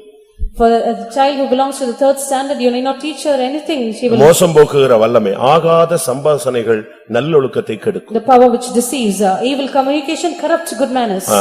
நீங்க 7 ஆவிகள் துரத்தப்படுதுன்னா அதுல ஒரு ஆவி பேச்சை நீங்கள் ஜெயிக்கணும். After the 7 devils which are cast out, one spirit is to overcome the talk. பிசாசு பாருங்க ரொம்ப டெக்னிக்கலா பேசிதான் ஆதாமையும் ஏவாளையும் ஒண்ணுமில்லாம ஆக்கிட்டான். Very beautifully the devil spoke and it made Adam and Eve to come to knowledge. அவளை அப்படியே ஏமாத்தி வஞ்சித்து கொஞ்ச நேரத்துல நிர்வாணியாக்கி அசிங்கப்படுத்திட்டான். He deceived her and he deceived her, continually made her naked and put her to shame very shortly. 1 தீமோத்தேயு 2ஆம் அதிகாரம் 14ஆம் வசனத்தை பார்க்கும் பொழுது 1 Timothy chapter 2 verse 40. மேலும் ஆதாம் வஞ்சிக்கப்படவில்லை, ஸ்திரீயானவளே வஞ்சிக்கப்பட்டு மீறுதலுக்கு உட்பட்டாள். வஞ்சிக்கப்பட்டு மீறுதலுக்கு உட்பட்டது காரணம் அவன் பேச்சை கேட்டது. Being deceived and entered in many places, the devil has spoken continually and has brought a loss to the spiritual life. கூட்டம் தொடங்கிருச்சுன்னா full control இருக்கணும். After the meeting has begun, அதாவது gen ஸ்டார்ட்லயே on பண்ணிட்டா முடிஞ்சு போயிடும். இப்படி மாத்தி போச்சுன்னா அந்த பிரசன்ஸ் கெட்டு போகும். கர்த்தருடைய பரிசுத்த நாமத்துக்கு மகிமை உண்டாவதாக. glory be to the holy name. இங்கே சில நிமிட பேச்சுகள்ல ஸ்திரீயானவள் வஞ்சிக்கப்பட்டு மீறுதலுக்கு உட்பட்டாள். Within moments or a few moments of talk, the woman was deceived and she was into transgression. ஒன்று தந்திரம், One is subtlety, இரண்டாவது மோசம் போக்கும் ஆவி. secondly the spirit which deceives. ஒரு சிலருக்கு அது ஒரு கலையாக வச்சிருக்காங்க. Second, it is an art for some people. ஏமாத்துறதுலயே தான் அவனுடைய வேலையே. Their work is to deceive continually. சர்ச்சில நீங்க அந்த பழக்கத்தெல்லாம் விட்டுறணும். You have to forsake all these practices in the church. சர்ச்சில வந்த பிறகு ஒரு விசுவாசி நான் வேலை வாங்கி தரேன், அது வாங்கி தரேன், இது வாங்கி தரேன், இந்த தொழில் எல்லாம் இங்க பண்ணவே கூடாது. Never do this business of acquiring certain things for anyone after coming to the church. ஒருத்தன் ஒரு சபைக்கு போனான். I went to a church once. ஒருத்தன் ஒரு A man சர்ச்சுக்கு போனான். went to a church. அவன் என்ன சொன்னான் தெரியுமா? You know what he said? நான் கலெக்டர் ஆபீஸ்ல இந்த டிபார்ட்மென்ட்ல வர்க் பண்றேன். I belong to this department in the collector office. ஆண்டவர் கிருபையில எனக்கு ஒரு 10 பேருக்கு வேலை போடுறதுக்கு வாய்ப்பு கொடுத்திருக்காரு. By the grace of God, I have given the chance to give job opportunities for at least 10 people. லட்சக்கணக்கில் பணம் தேவையில்லை. I do not need lakhs of money. ஆண்டவர் எனக்கு அந்த கிருபையை தந்திருக்கிறார். God has given me the grace. But ஒரு deposit மாதிரி ஒரு 10,000 கட்டினா போதும். If you just pay 10,000 as a deposit, that is sufficient. எப்படி? இப்படி சொன்ன உடனே ஜனங்க லட்சக்கணக்கில் கொடுக்கிறதுக்கு 10,000 ரூபாங்கிறது ரொம்ப ஈஸி இல்லையா? உங்களுக்கு 10 பேருக்கு வேலை தரேன்னு சொல்லி ஒரே நிமிஷத்துல 10 பேருக்கு அது வாங்கிடுறான். 1 லட்சம் ரூபாய் வாங்கிடுறான். So within a moment he acquires 1 lakh from 10 people, each of them paying 10,000. இது காலையில சிபிஎம்ல 12 மணிக்கு ஏஜில உள்ள நுழைஞ்சிடறான். கர்த்தருக்கு ஸ்தோத்திரம், எனக்கு இப்படி ஒரு வாய்ப்பு இருக்கு. இப்படியே ஒரு ரூமை போட்டுக்கிட்டு 2 வாரத்துக்குள்ள லட்சக்கணக்கான பணத்தை அடிச்சிடறான். So morning he will do this work in the Pentecostal mission and afternoon he will be at the AG church. Likewise, within 2 weeks he will acquire lakhs of money. அதோட புறப்படுறது. With that he will leave the place. அவ்வளவுதான். That is the end. சரி, இப்ப கொடுத்தவனுக்கும் சரி 10,000 ரூபாயோட நிஞ்சிருச்சு, போய் தொலைஞ்சதுன்னு விட்டுறான். ஆனா அவனுக்கு within a week 10 லட்சம் 15 லட்சம் கிடைச்சிருக்கு. So people just forsake it because it's just 10,000 rupees, but for him he gathers up a sum of around 10 to 15 lakhs a week. அரக்கோணத்துல ஒரு நம்ம சபையில அப்படி ஏமாத்திட்டான். In one of our churches at Arakonam, he had done this. ஏமாத்திட்டான். He deceived. கடைசில கத்தர் அவனை என்கிட்ட தர்மபுரியில சிக்க வச்சாரு. Finally he was caught in my hands at Dharmaburi. வந்து பாட்டு பாடுறான். He sang a song. என்னை உண்டாக்கின என் தேவாதி தேவனவர் தூங்குவதும் இல்லை உறங்குவதும் இல்லைன்னு ஒரு பாட்டு பாடி நம்ம சபையில சாட்சி சொல்லி கர்த்தர் என்னை கனம் பண்ணிருக்காருன்னு சொல்றான். He sang the particular song and he also testified in our church and said the Lord honored me. நான் அப்ப மலேரியால இருக்கேன். I was down with malaria at the time. அதனால என்ன அவனுக்கு அடையாளம் தெரியல. So he could not spot me correctly. எனக்கு அவன் சாட்சி சொல்றான்னு உடனே மலேரியாலே எந்திரிச்சு வெளியே வந்து கன்ஃபார்ம் பண்ணிட்டான் இவன் தான் பிள்ளையான. ஏன்னா ஓட்ட பிரிச்சவன் ஓட்ட தான் பிரிப்பான். வீடு திறந்து கிடந்தா கூட அவன் எங்கதான் இறங்குவான், ஓட்டல தான் இறங்குவான். வந்துட்டான் கலெக்டர் ஆபீஸ்னு யோசிச்சுட்டேன் நான். So even when with my malaria I came out to find out if this was the person and I found him that it was the right person and that he is come, the collector office has come back. முடிஞ்ச உடனே அவன ரூம்ல வந்து lock பண்ணிட்டேன் நான். As soon as the meeting also I took him to the room and locked him. என்ன பாட்டு பாடுனேன்? What song did you sing? என்னை உண்டாக்கின உன்னை உண்டாக்கினவர் இன்னைக்கு என்கிட்ட தூங்காம உறங்காம என்கிட்ட கொண்டு வந்து உன்னை உட்கார வச்சிருக்காருன்னு சொல்லு. The one who created you without sleeping or slumbering has brought you to me today. உன்னை உண்டாக்கினவர் எப்படி தூங்குவாரு? How the one who's ஒவ்வொரு சபையா ஏமாத்தி ஏழை ஜனங்கள்ட்ட 10,000 ரூபாய் வாங்கிட்டு சுத்திட்டு வர்றவன உன்னை எப்படி தூங்காமல் உறங்காமல் இருப்பார்ல அவரு என்கிட்ட தான் கொண்டு வந்திருக்காருன்னு ரூம்ல கட்டி வச்சிருந்தாவன. I bound him in the room saying the one who created you because you deceived the poor people in every church he's brought you now here and you bound him. இப்படி சபை ஏமாத்துறது ஒரு பெரிய டீம் இருக்கு. This one big team which is deceiving the church. ஆனா ஆவிக்குரியவங்கங்கறவங்களுக்கு ஒரு சின்ன 5 பைசா கூட நீ மோசம் பார்க்க கூடாது, ஏமாத்த கூடாது, வஞ்சிக்க கூடாது. But for those who are spiritual you should not even deceive anyone even for a single penny. ஒரு அம்மா ஒரு தரிசனம் பார்த்தாங்க. One sister had a dream, a vision வருகை சம்பவிக்குது about the coming of the Lord. இவங்க போறாங்க. She was caught up. சர்ரன் மேல போகுது பாடி.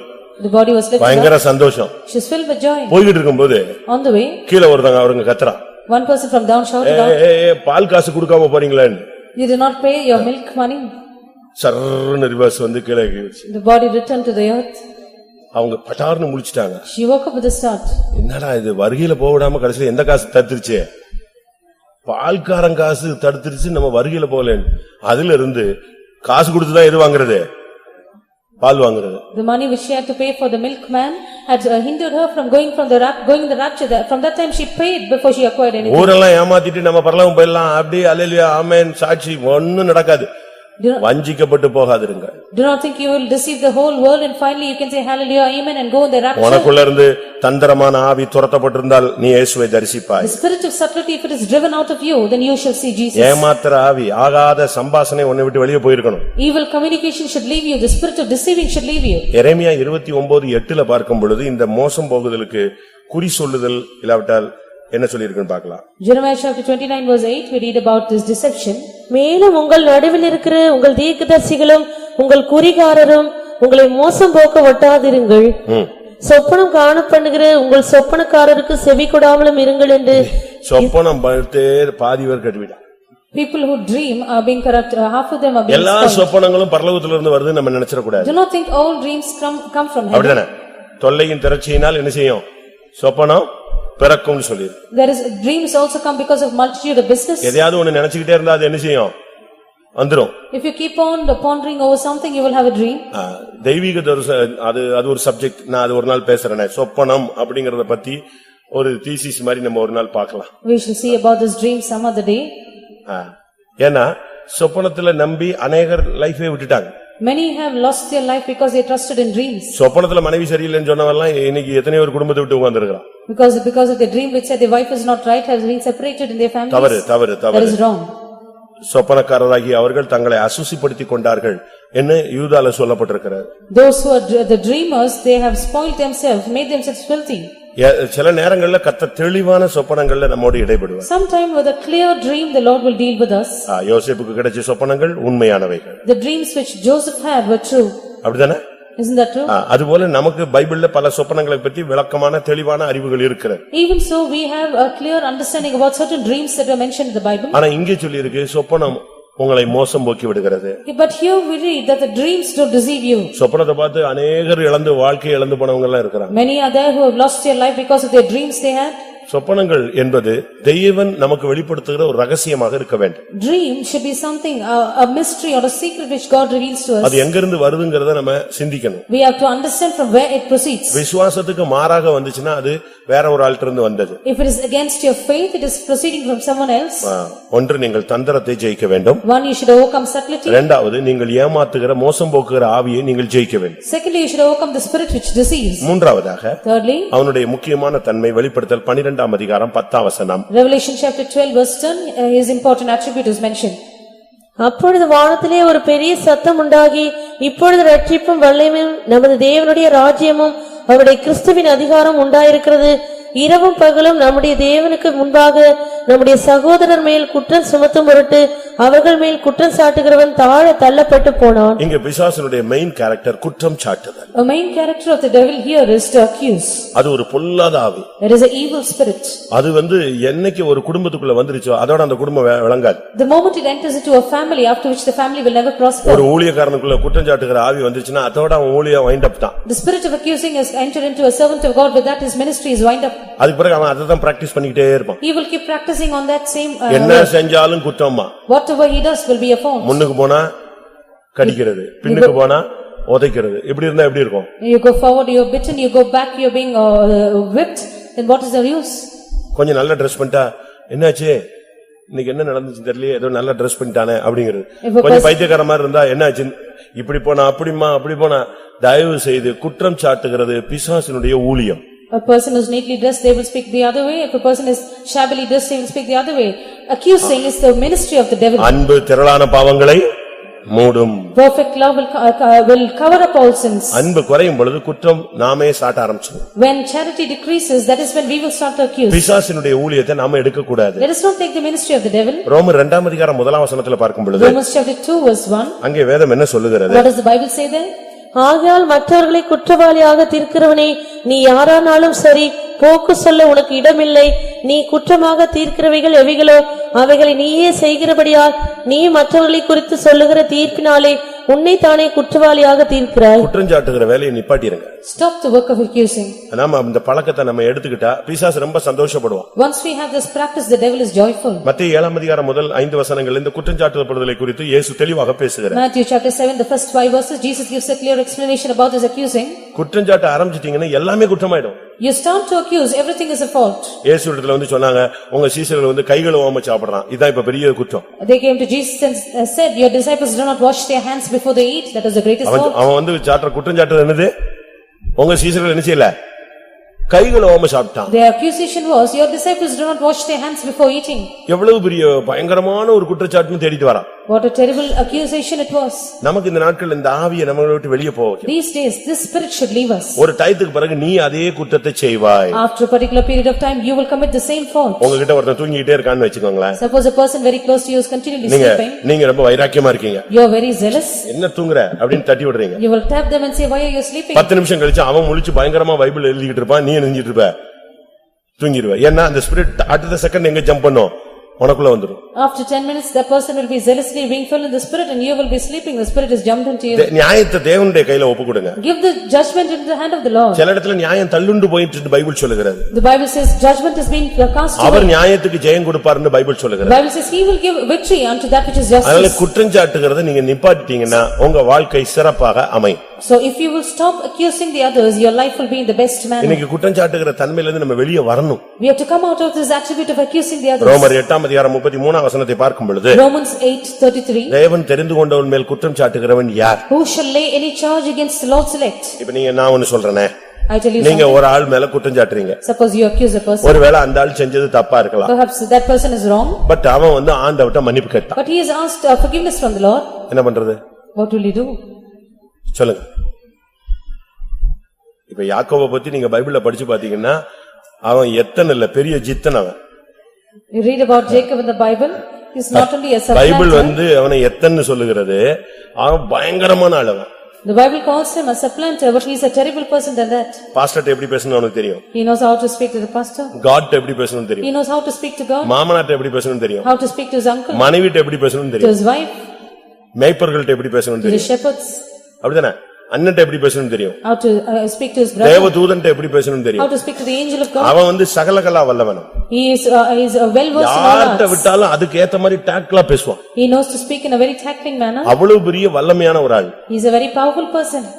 அப்ப நமக்கு நானே எத்தனை இடத்துல அவனை பிரசங்கம் பண்ணிருக்கான், அவன் பயங்கரமான ஆளு, இன்னென்ன தப்புலாம் செஞ்சான். In many times you and I have preached saying he is a terrible person, these are what he is done. இவ்வளவு குற்றச்சாட்டு எஃப்ஐஆர் போட்டு அவனை கொண்டு போய் கர்த்தர் முன்னால விட்டா அவர் சொல்றாரு, நான் யாக்கோபில அக்கிரமத்தை காண்றதில்ல. ஒரே டைப்ல ஃபைல க்ளோஸ் பண்ணி கேஸையே முடிச்சு வச்சு வெளியே அனுப்பிடுறாரு. You list down all the mistakes he has committed and you go to the Lord and show him, he closes the file saying I have seen no iniquity. அப்படின்னா என்ன அர்த்தம்? அவன் எங்கேயோ அழுது மன்னிப்பு கேட்டு செட்டரைட் பண்ணிட்டு போயிட்டான்னு அர்த்தம். It means somewhere he has wept and he has asked pardon from the Lord, he set right his life. 7 மணி நேரம் அழுதான். 7 years he wept, 7 days, 7 hours அழுதான். 7 hours he wept. விடாம ஆசீர்வதிக்கணும்னு கத்துனான். He said, I will not leave you unless you bless me. அந்த நேரத்திலேயே அவனுடைய புத்தி எல்லாம் மாத்தி அவனுக்கு பேரெல்லாம் மாத்தி அவனை 7 மணி நேரம் அவனை போட்டு புடமிட்டுட்டாரு. That moment the Lord had refined him and changing his mind, changing his name and everything that he had. வெளியே வரும்போது அவனுக்கு என்ன பேரு? இனி யாக்கோபு என்று நீ அழைக்கப்பட மாட்டாய், நீ யாரை அழைக்கப்படுவாய்? இஸ்ரவேல் என்று அழைக்கப்படுவாய். When he came out from the presence of God, he said, you should not be called Jacob, you should be called Israel. 7 hoursல எல்லாத்தையும் செட்டில் பண்ணி முடிச்சிட்டான். Within 7 hours everything was settled. இப்ப போய் அவன் மாமனை ஏமாத்தனா, அப்பனை ஏமாத்தனா, அண்ணனை ஏமாத்தனா, அதெல்லாம் சப்ஜெக்ட் க்ளோஸ், அது முடிஞ்சு போன கதை. Now if you அதனால தான் அவர் சொல்றார், நான் யாக்கோபிலே எதை பார்க்கிறது இல்ல, அக்கிரமத்தை காண்கிறதுல, இஸ்ரவேலிலே நான் குற்றம் பிடிக்கிறதே இல்ல. அவன் தன்னுடைய தப்ப ஒத்துக்கிட்டான், மன்னிப்பு கேட்டான், முடிஞ்சு போயிருச்சு. Now when it is said that he has received his father, his uncle, that is not accounted at all, because he has asked pardon, he has also asked forgiveness and everything is தேவன் மன்னிச்சதை நீ என்ன பேசுறது? When God is forgiven, why should you speak?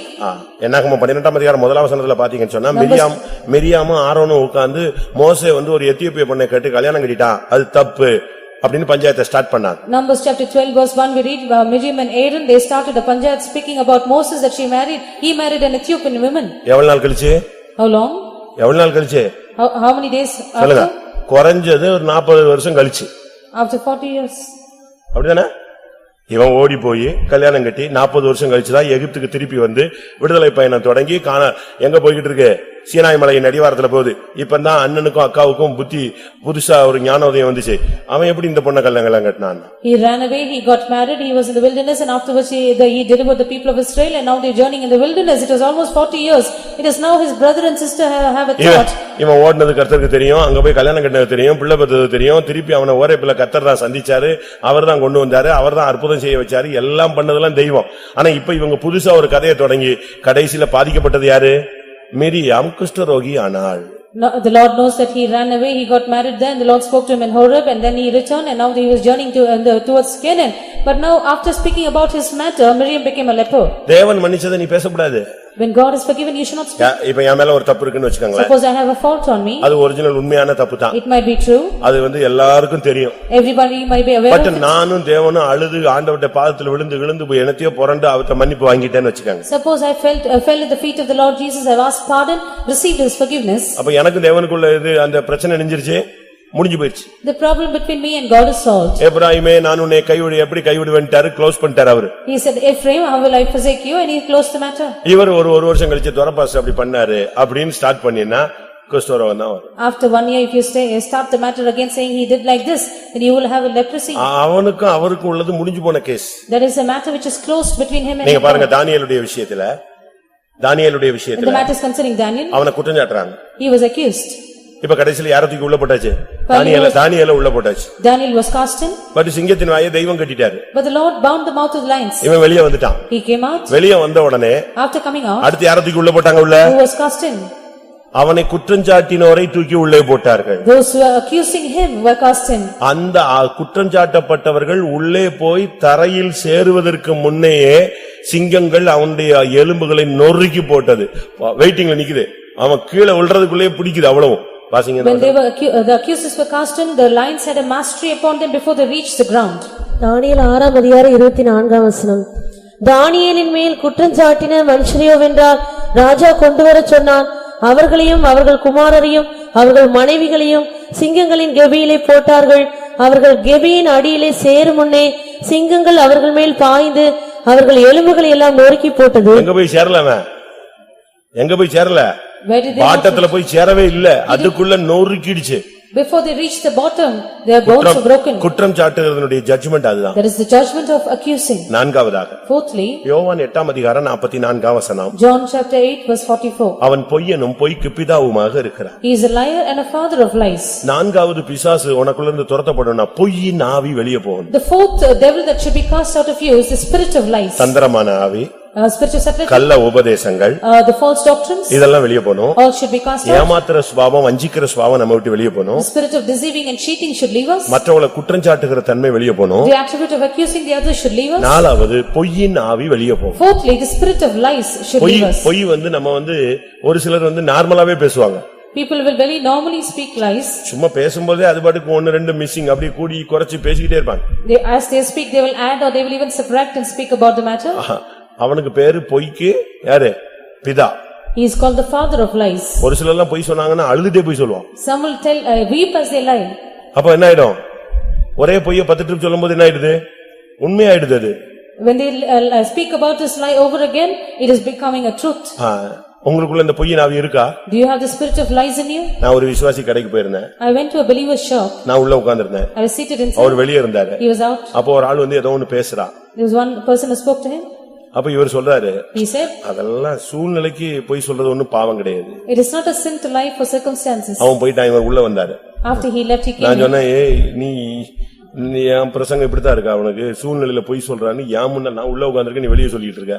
Before me you are telling this that you, for circumstances you need to lie. Is that my message? ஒருவேளை பொய் உன்னை அந்த சூழ்நிலையில இருந்து தப்புவிக்கலாம், ஆனா தேவனுக்கு முன்னால இருந்து தப்புவிக்க முடியாது. Maybe the lies that you speak may escape you out of the situation, but not before God. அது ஒரு spirit. That is a spirit. அது ஒரு கலை அல்ல. It is not an art. புரியுதா உங்களுக்கு? அது ஒரு பெரிய திறமை நினைச்சிட கூடாது.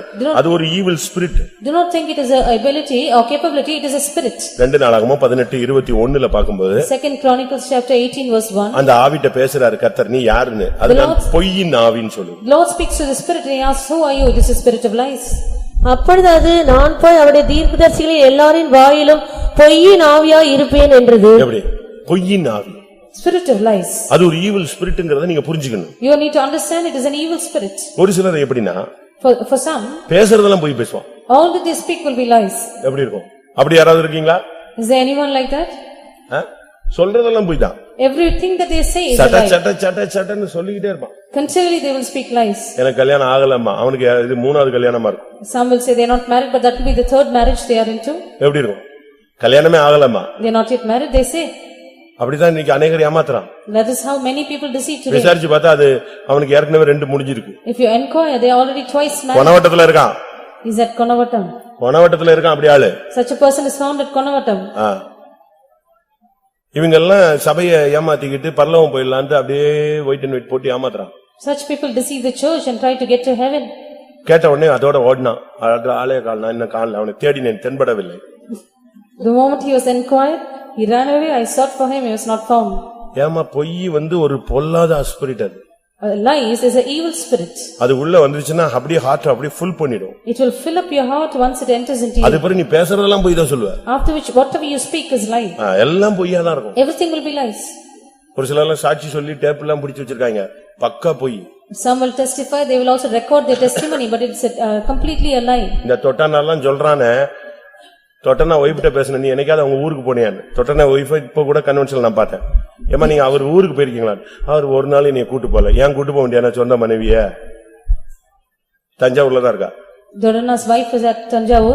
She is not at all taken to his own village because it's not his own wife. ஒரு நாளும் கொண்டு போனதே கிடையாது. Not one day he is taken her there. ஆனா சொல்றதெல்லாம் பயங்கரமா சாட்சி அப்படியே அடிச்சு பேசுவாங்க. He will speak terrible testimonies here and there. இன்னொரு ஒரு பிராமின் ஒருத்தன் சாட்சி சொல்லிட்டு இருந்தான். Another Brahmin who is also testifying. அவன் பேர் எனக்கு டக்குன்னு ஞாபகம் வரல. ஏதோ ஒரு பரமனா ஏதோ ஒரு ஆச்சாரியன்னு சொல்றான். அவனுக்கு கேசட் எல்லாம் நான் வாங்கி வித்துக்கிட்டு இருந்தேன். I was trying to Bhattacharya அவனே தான். அவனை பிடிச்சி நான் கன்வென்ஷன்ல தொலைச்சு விடுவேன்னு சொல்லிட்டான். I got hold of him in the convention. I said this is அப்படியே இங்கிலீஷ்ல சரளமா பேசுவான், அப்படி பேசுவான், இப்படி பேசுவான். கடைசில பார்த்தா அவன் சிடி எல்லாம் நான் வாங்கி வந்தவன் போனவனுக்கு எல்லாம் கொடுத்து பாடுறா எப்படி ஆண்டவர் சந்திச்சார். கடைசில பார்த்தா இவன் தாம்பரம் போய்த்த வாசல்ல தண்ணி அடிச்சு நிக்கிறான்.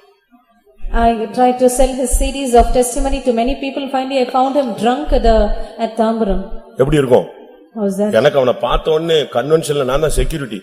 அவனை திடீர்னு பார்த்துட்டேன் ரோட்ல. இங்க வா கன்வென்ஷன்ல கிரவுண்டுக்குள்ள ஏதாவது பண்ணிட்ட எலும்பு இருக்காதுன்னு சொன்னேன். என்ன எப்படி இப்படி கேவலப்படுத்திட்டீங்கன்னா ஓடிட்டே இரு, போய்கிட்டே இரு. கன்வென்ஷன் கொஞ்ச நேரத்துல பார்த்தா நம்ம ஆளுங்க எல்லாம் திடுதிட்டுன்னு கிளம்புறான், கார் எடுக்கிறான். என்னன்னு பார்த்தா தாம்பரம் போய்த்த வாசல்ல தண்ணி அடிச்சு நிக்கிறான். All of a sudden I found இவெல்லாம் எல்லாம் ஏமாற்று பேர்வழிகள். these people are பொய் deceiving. சாட்சியே பொய் சாட்சி. Testimony இயேசு என்ன சந்திச்சாருன்னு சொல்லி. Jesus visited me.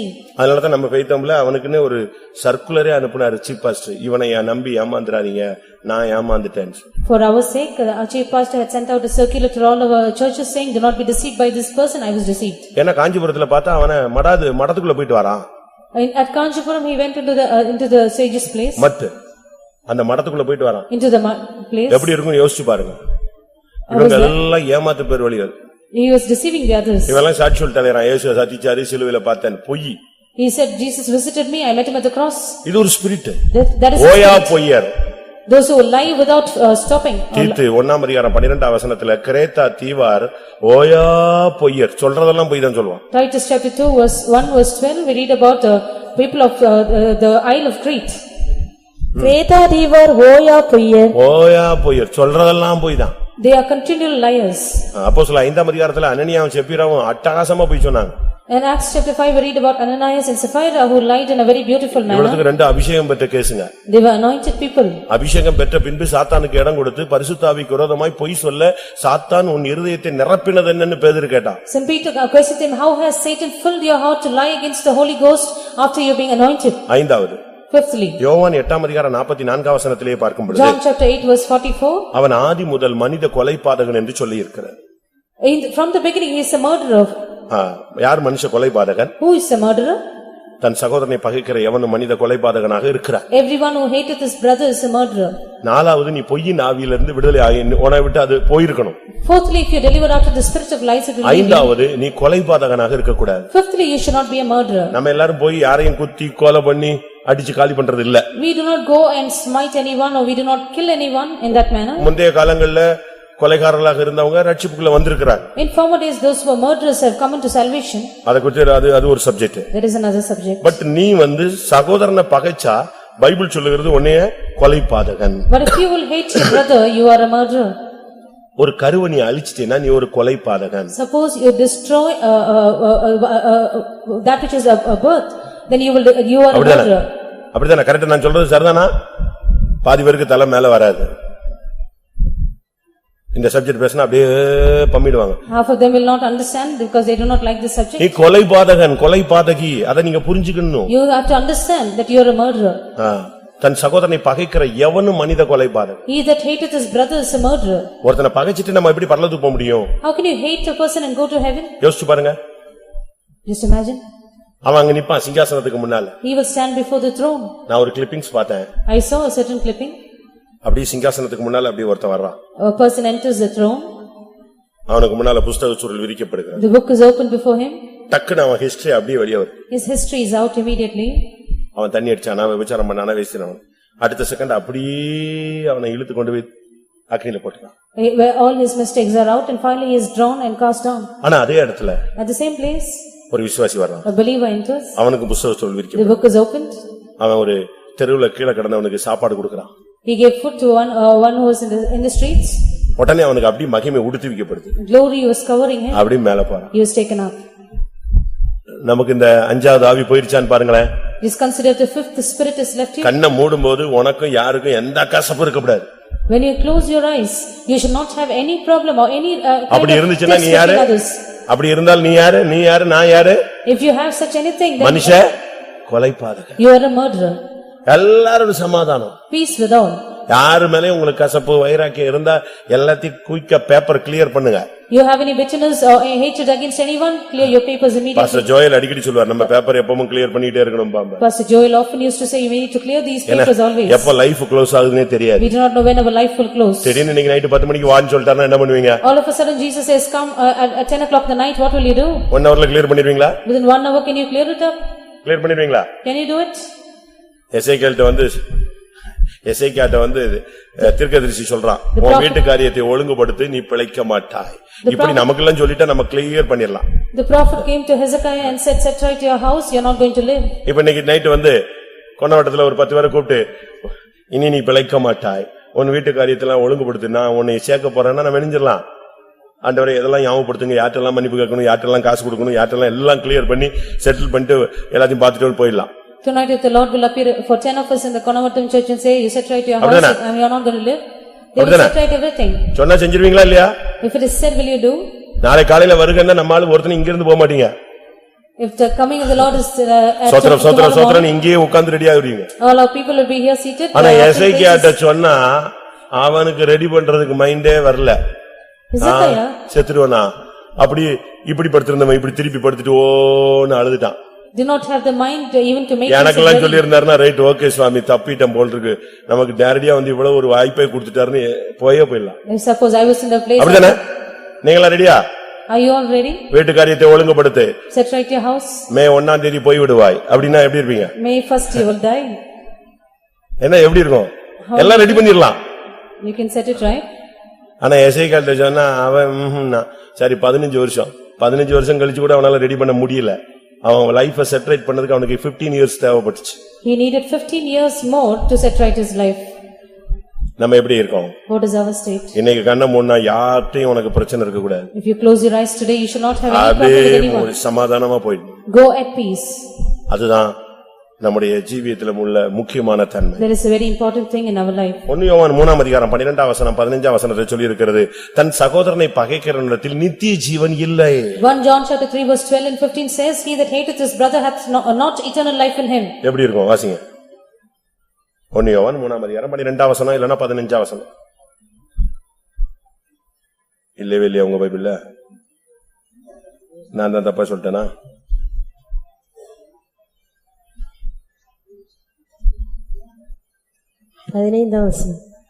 என்ன சொன்னாரா? வேற என்ன வசனம்? 12 15 சொன்னேன். தன் சகோதரனை பகைக்கிற எவனும் மனுஷ கொலை பாதகனா இருக்கிறான், மனுஷ கொலை பாதகன் எவனோ அவனுக்குள் நித்திய ஜீவன் நிலைத்திராது என்று அறிவீர்கள். 12 வந்து காயின் ஏன் கொலை செஞ்சாங்கற சப்ஜெக்ட் இருக்கு. 12 speaks about Cain here. மனுஷ கொலை பாதகன் எவனோ அவனுக்குள் என்ன இருக்காது? நித்திய ஜீவன் இருக்காது. He that is a murderer, he hath not eternal life abiding in him. ஐந்தாவது நீ கொலைபாதக ஆவியிலிருந்து விடுதலை பெற்றிருக்க வேண்டும். Fifthly, you should be delivered out of the spirit of murder. ஆறாவது, Sixthly, 1 பேதுரு 5ஆம் அதிகாரம் 8ஆம் வசனத்துல 1 Peter chapter 5 verse 8, அங்க அவனை பத்தி சொல்லி இருக்கிறது. it is said here, தெளிந்த புத்தி உள்ளவர்களா இருங்கள், விழித்திருங்கள், ஏனெனில் உங்கள் எதிராளியாகிய பிசாசானவன் கெர்ச்சிக்கிற சிங்கம் போல் எவனை விழுங்கலாமோ என்று வகை தேடி சுற்றித் திரிகிறான். சுற்றுகிற ஒரு spirit, a spirit which wanders. அவங்க வீட்லயே இருக்க மாட்டாங்க. They will not be at home. சுத்திட்டே இருப்பான். பாத்துக்கீங்களா நீங்க பசங்க பொண்ணுங்க எல்லாம் பாருங்க, ரவுண்ட் அடிச்சிட்டே இருக்கும், ஒரு வேலை இருக்காது. ஆனா போயிட்டே இருக்கும். அங்க போனா இந்த ஃப்ரெண்ட பார்த்தேன், அவனை பார்த்தேன், இவனை பார்த்தேன், அந்த ஆபீஸ் போனேன், இந்த ஆபீஸ் போனேன். இது ஒரு ஸ்பிரிட். அது being vagabonds wandering here and there, that is a spirit. You can find young girls and boys in this manner. அப்படிதானே? Isn't that true? இது நீ கண்ட்ரோல் பண்ணணும். You need to control this. எலும்பி போக கூடாது. தேவ சித்தம் இல்லாத இடத்துக்கு நீ வெளியே போக கூடாது. Do not go out of the presence of God. யோபு 1:7ல பார்க்கும் பொழுது சாத்தான்ட்ட கேக்குறார், நீ எங்கே இருந்து வருகிறாய்? அவன் உடனே சொன்னான், நான் பூமியின் எல்லை எங்கும் சுற்றி எல்லா தெருவா சுத்திட்டு வரானா. Job 1:7, the Lord asked Satan, where does thou come from? He said, I went from throughout the whole earth and I've gone through the streets of the earth and I've come. அது ஒரு spirit. அது that is a spirit. உன்னை சுத்த வைக்கும். It will make you wander. நம்ம அழகா makeup பண்ணிட்டோம், அது வாட்டுக்கு போவான். They will pack up and go. சம்பந்தம் இல்லாம சித்தி வீட்டுக்கு போறது, சம்பந்தம் இல்லாம அண்ணன் வீட்டுக்கு போறது, சம்பந்தம் இல்லாத ஃப்ரெண்ட் வீட்டுக்கு போறது, இப்படி அங்க வந்தேன் உங்களை பார்க்க வந்தேன், இங்க வந்தேன் உன்னைய பார்க்க வந்தேன், எவளையும் நீ பார்க்க வேண்டாம். பேசாம தேவ சமூகத்துல இருந்து தேவனை பார்த்துட்டு இருந்தா போதுமானது. Without any reason, without any need, they would go to places which they are not needed for. You need not go and visit anyone. You can be in the presence of God. இந்த spirit வந்து சுத்த வைக்கிற spirit. This spirit is that which makes you wander. அது ஒரு இச்சை அடக்கம் இல்லாத ஒரு ஆவி. It is a spirit without temperance. இந்த ஆவி வந்த பிறகு உன்னால வீட்ல உட்கார முடியாது. Once you have the spirit, you cannot remain at your house. Round அடிச்சிட்டே தான் இருப்ப. You keep rounding here and there. ஒரு நாள் இந்த ஆவி தாவீதுக்குள்ள வந்துச்சு, உப்பரிகை மேல வாக்கிங் போயிட்டே இருந்தான். கடைசில அவனுடைய வாழ்க்கை எப்படி நாசமா போச்சுன்னு உங்களுக்கு தெரியும். Once the spirit entered into David and he was walking in the pinnacle of his house, when he found that his life was in vain after இந்த that. ஸ்பிரிட் உள்ள வரும்போது நீ வாடி சுத்த ஆரம்பிச்சிருவ, எங்கயாவது போய் கண்ணில விழுந்து நாசமா போய்டுவ. When the spirit enters into you, you will start to wander here and there. Finally you will fall into a snare and be destroyed. ஏழாவது தன்மை, Seventh aspect, திருடன். a thief. அவனுடைய ஆவி வந்து திருடன். The spirit is to be a thief. யோவான் 10:10ல பார்க்கும் பொழுது John 10 and verse 10. அவன் திருடவும் வாசம். திருடன் திருடவும் கொல்லவும் அழிக்கவும் வருகிறானே அன்றி வேறொன்றுக்கும் வரான். வேற ஒண்ணுக்கு வரான். இவனுக்கு பேர் வந்து திருடன். His name is a thief. பயங்கரமா அவன் வந்து அந்த ஆவி அந்த ஸ்பிரிட் அதுக்குள்ள இருந்தா அவன் திருடுற வேலையை தான் செஞ்சுக்கிட்டே இருப்பான். When the spirit is in them, they will start stealing. உன்னுடைய கிருபையை திருடிடுவான். He will steal your உன்னுடைய அபிஷேகத்தை திருடிடுவான். Your anointing will be stolen. உன்னுடைய தெய்வீகத்தை திருடிடுவான். Divinity from you will be stolen. உன்னுடைய ஜெப நேரத்தை திருடிடுவான். The time of prayer will be stolen. பணத்தை திருட வைப்பான். He will make you steal money. பொருள் திருட வைப்பான். He will make you steal things and materials. ஃபெய்த்ம்லயே திருடுறவங்க எல்லாம் நான் பாத்துர்க்கேன். I found people also in the stealing the faith home. ஃபெய்த்ம்ல ஆவியில நிரம்பும்போது திருடிட்டு போறவங்க எல்லாம் பாத்துர்க்கேன். While we are getting filled with the spirit, people will steal the faith home. ஃபெய்த்ம்ல இருக்கிற காணிக்கை பொருளை திருடிட்டு போறவங்க எல்லாம் இருக்கா. Those who stolen from the offering in the faith home. அதெல்லாமே ஒரு ஸ்பிரிட் தான். That is a spirit. இந்த ஸ்பிரிட் வரும்போது நல்லவன் கூட திருடனா மாறிடுவான். When the spirit enters into a man, even a one who is good person will become a thief. ஒரு காலேஜுக்கால ஃபெய்த்ம்ல கன்வென்ஷன்ல திருடிட்டான்னு பிடிச்சிட்டாங்க. There's one college girl who was caught in the convention because she stolen. செல்ல திருடிட்டான்னு சொல்லி பிடிச்சிட்டாங்க.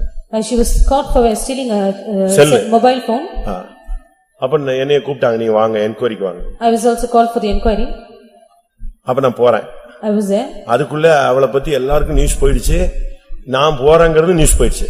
Before which the news reached everyone and also the news of my arrival there was also reaching to everyone. கட்டாயம் punishment ஆயிடும், அடி சரியான treatment கொடுத்துருவாங்க. Definitely she will be punished and she will face the right treatment. ஏன்னா convention டயத்துல உள்ள கூடி போக முடியாது, பின்னால கூடி சுத்தி கார்ல போகணும். We cannot go enter in through during போற வழியெல்லாம் அந்த பிள்ளையை தெரிஞ்ச பாஸ்டர்லாம் என்னை மடக்குறான். All those who know of that child, all the pastors, they try to speak to me. அவசரப்பட்டு கை வச்சிராத. Do not be hasty to lay your hands. நல்ல குடும்பத்துல உள்ள பொண்ணு. She belongs to a good house. படிச்ச பிள்ளை. Educated child. அழகான பிள்ளை. A beautiful one. அப்படிப்பட்ட பிள்ளை கிடையாது. She is not such a child. ஏதோ சும்மா குற்றம் சாட்டிட்டாங்க. Somebody is accused. நீ அப்படி பண்ணிராத இப்படி பண்ணிராதன்னு ஒரே போன் டைரக்டா அது இதுன்னு எனக்கு சொல்றாங்க. People directly approached me, they also approached me over the phone. நான் அந்த சர்ச்சினுடைய ஏகைச்சமே தூக்கி வண்டியில வச்சிட்டு தான் போயிட்டு இருக்கேன். I was using the vehicle as I moved in the church. அந்த சர்ச்சினுடைய ஏகைச்சமே என் கூட தான் கூட்டிட்டு போனேன். The AHM of the church was with me. நேரா போன உடனே என்னைய பார்த்த உடனே, As soon as she saw me, பாப்பா நீ எடுத்தியா? did you take? ஆமா நான் தான் எடுத்தேன். ஒரே வேர்ட்ல மொத்தத்தையும் முடிச்சிட்டா. With one word she finished the matter. அது வரைக்கும் இவ நல்ல குடும்பம், கருப்பா சோப்பா இருப்பா, அழகா இருப்பா, அவ அப்படி செய்ய மாட்டா, ஆயா போயான்னு சொன்ன பாஸ்டர் அவ்வளவு பேரும் escape. All the pastors who are trying to convince me of her status, they all escaped the place. அவ கையில 3 செல் இருந்துச்சு. She had 3 mobiles in her hand. 3 செல்ல எடுத்துட்டா அப்படினா. I asked her, 2 ஏன் இது? I asked her, did you take 3? விசாரிச்சு பார்த்தா அவங்க அண்ணா வந்துட்டான். தம்பி உங்க அக்காவுக்கு 2 செல் இருக்கானா? ஆமா 2 செல் எங்க அக்கா இது. அப்ப இது ஒன்னு தான் திருடுனது. அப்ப நான் கேட்டேன் உனக்கு 2 இருக்கு.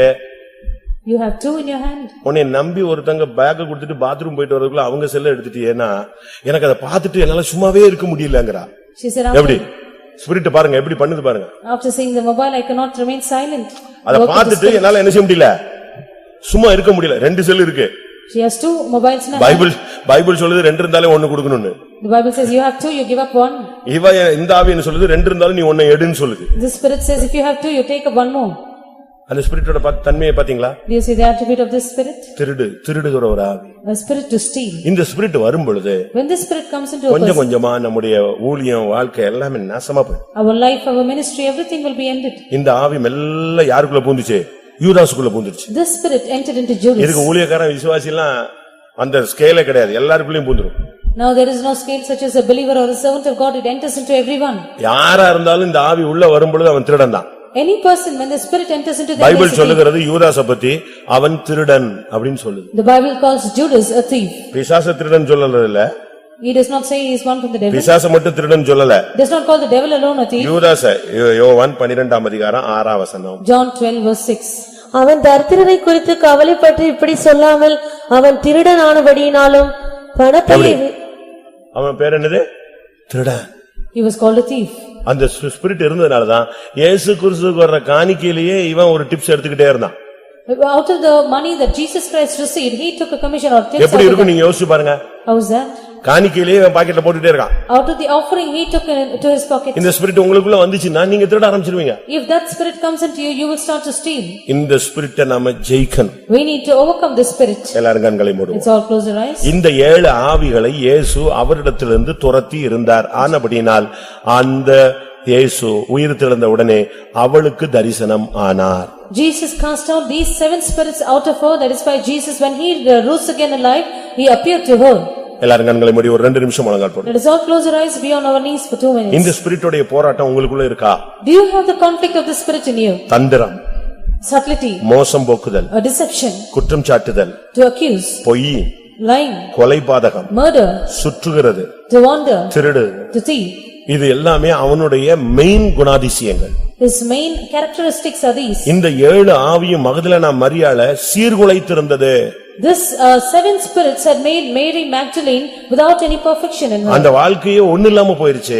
Her life was become as naught. But இயேசு என்ன பண்ணினார்? What did Jesus do? அந்த ஆவியை துரத்தினார். Jesus drove out the spirits. அந்த ஆவி துரத்தப்பட்டதனால Once the spirit was அவள் driven out, இயேசுவை பின்பற்றினாள். she followed Jesus. சிலுவை வரைக்கும் போனாள். She went up to the cross. உயிர்த்தெழுந்த இயேசுவை தரிசித்தாள். She saw the resurrected Jesus. இன்றைக்கு உங்களுக்குள்ளும் எனக்குள்ளும் நமக்குள்ளும் சபைக்குள்ளும் இருக்கிற இந்த 7 ஆவிகள் துரத்தப்பட்டால் நாம் மகிமையிலே இயேசுவை தரிசிப்போம். If these seven spirits which are in you, in me, in the church are driven out, we shall also behold Jesus. அதுவரை நாம் இயேசுவை பின்பற்ற முடியும். Until then we can follow Jesus. எத்தனை பேருக்கு இந்த ஆவிகளுடைய தாக்குதல் உள்ளுக்குள்ள மறைமுகமாகவோ கொஞ்சமாகவோ அதிகமாகவோ போராட்டம் இருப்பதை நீங்கள் ஆவியிலே உணர்கிறீர்கள்? How many of you realize in your spirit, partly or fully or completely, the conflict of these spirits were secretly hidden in you? வெட்கப்படாம கை வைத்துங்க பார்க்கலாம். Without feeling ashamed, raise your இந்த hands. ஸ்பிரிட்டுடைய தாக்குதல் ஏதோ ஒரு விதத்திலே எங்கேயோ மறைமுகமாக வெளியரங்கமாக சில இடங்களிலே ரகசியமாக எனக்குள்ள இருக்கு.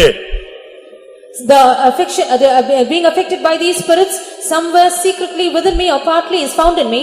ஆண்டவர் எனக்கு அதிலிருந்து விடுதலை ஆக்க வேண்டும். The Lord should deliver me out of all these. இந்த 7 ஆவிகள் அவளை விட்டு துரத்தி இருந்தார். These seven spirits were driven out of her. அதுக்கு பிறகு அந்த ஆவி உள்ள வர முடியல. After which the spirits could not enter her. காரணம் என்ன?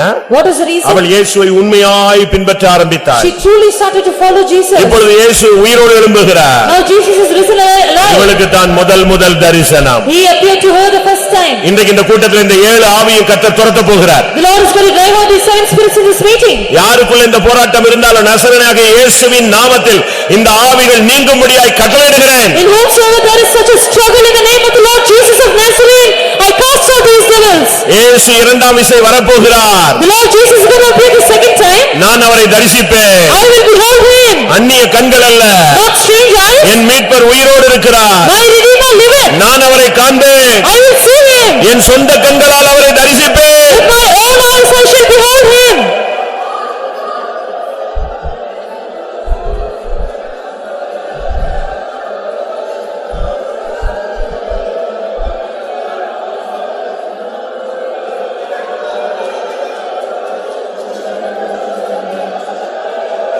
ஆமென்.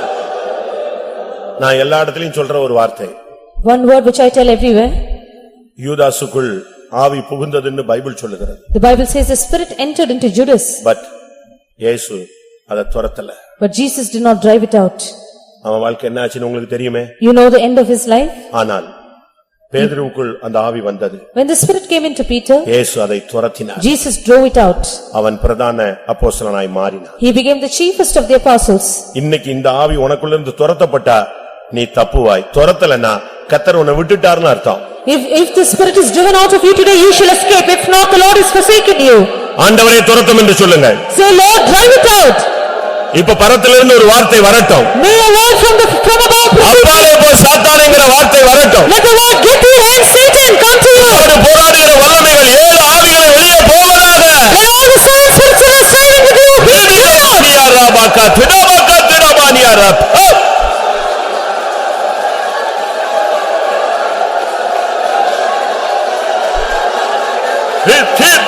திடாபானியாரா. Jesus.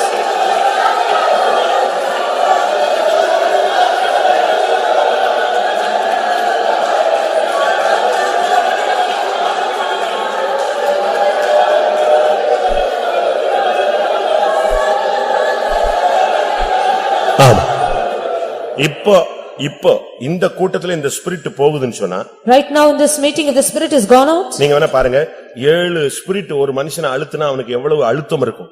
what kind of pressure a man will face if a seven spirits are pressing him down. இப்ப இந்த ஸ்பிரிட் போகுதுன்னா உனக்கு ஒரு ஃப்ரீனஸ் உண்டாகும். Now if the spirit leaves you, you will be set at liberty. எத்தனை பேருக்கு அந்த விடுதலை உணரணும்னு How many ஆசைப்படுறீங்க? of you want to face deliverance? இப்ப ஆவிகள் வெளியே போகிற நேரம். Now is the time the spirits will leave you. Hallelujah hallelujah hallelujah. திடமாகத்துடா. ஹிபிலாவா. ஹாபிசா. ரிமாக்கரமாகத்துடா Bania Rafah Rafah.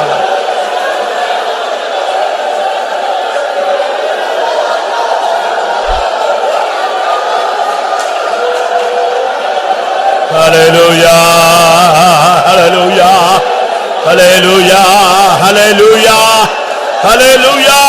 Ibada bara bakara bakara bakara bakara bara. Amen. Hikoramani.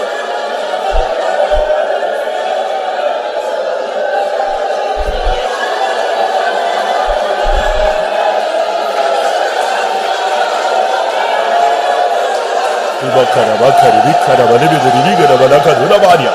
Ribaniya ribila bala.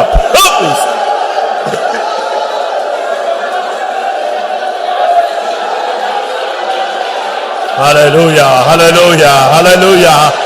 Stotram, stotram, stotram, stotram.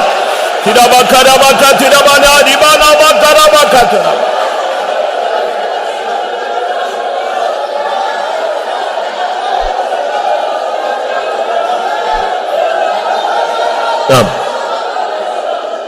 இந்த ஏழு தன்மையில எது உங்களுடைய ஊழியத்தை ஜீவியத்துல அதிகமாக தாக்குதலா இருக்கிறது? Out of these 7 attributes, which is affecting your life, your ministry more?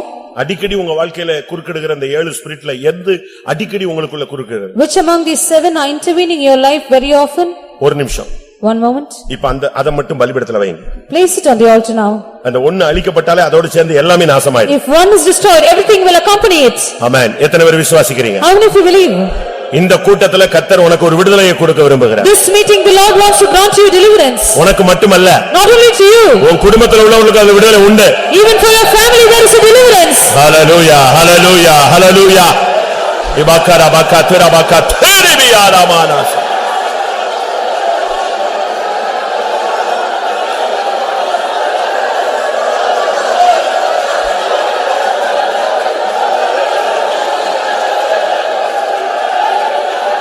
ஆமா.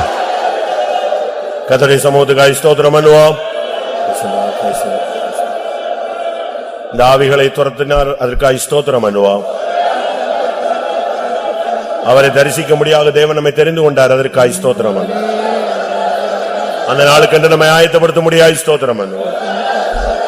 எல்லா மகிமையும் அவருக்கே செலுத்தி ஸ்தோத்திரம் பண்ணுவோம்.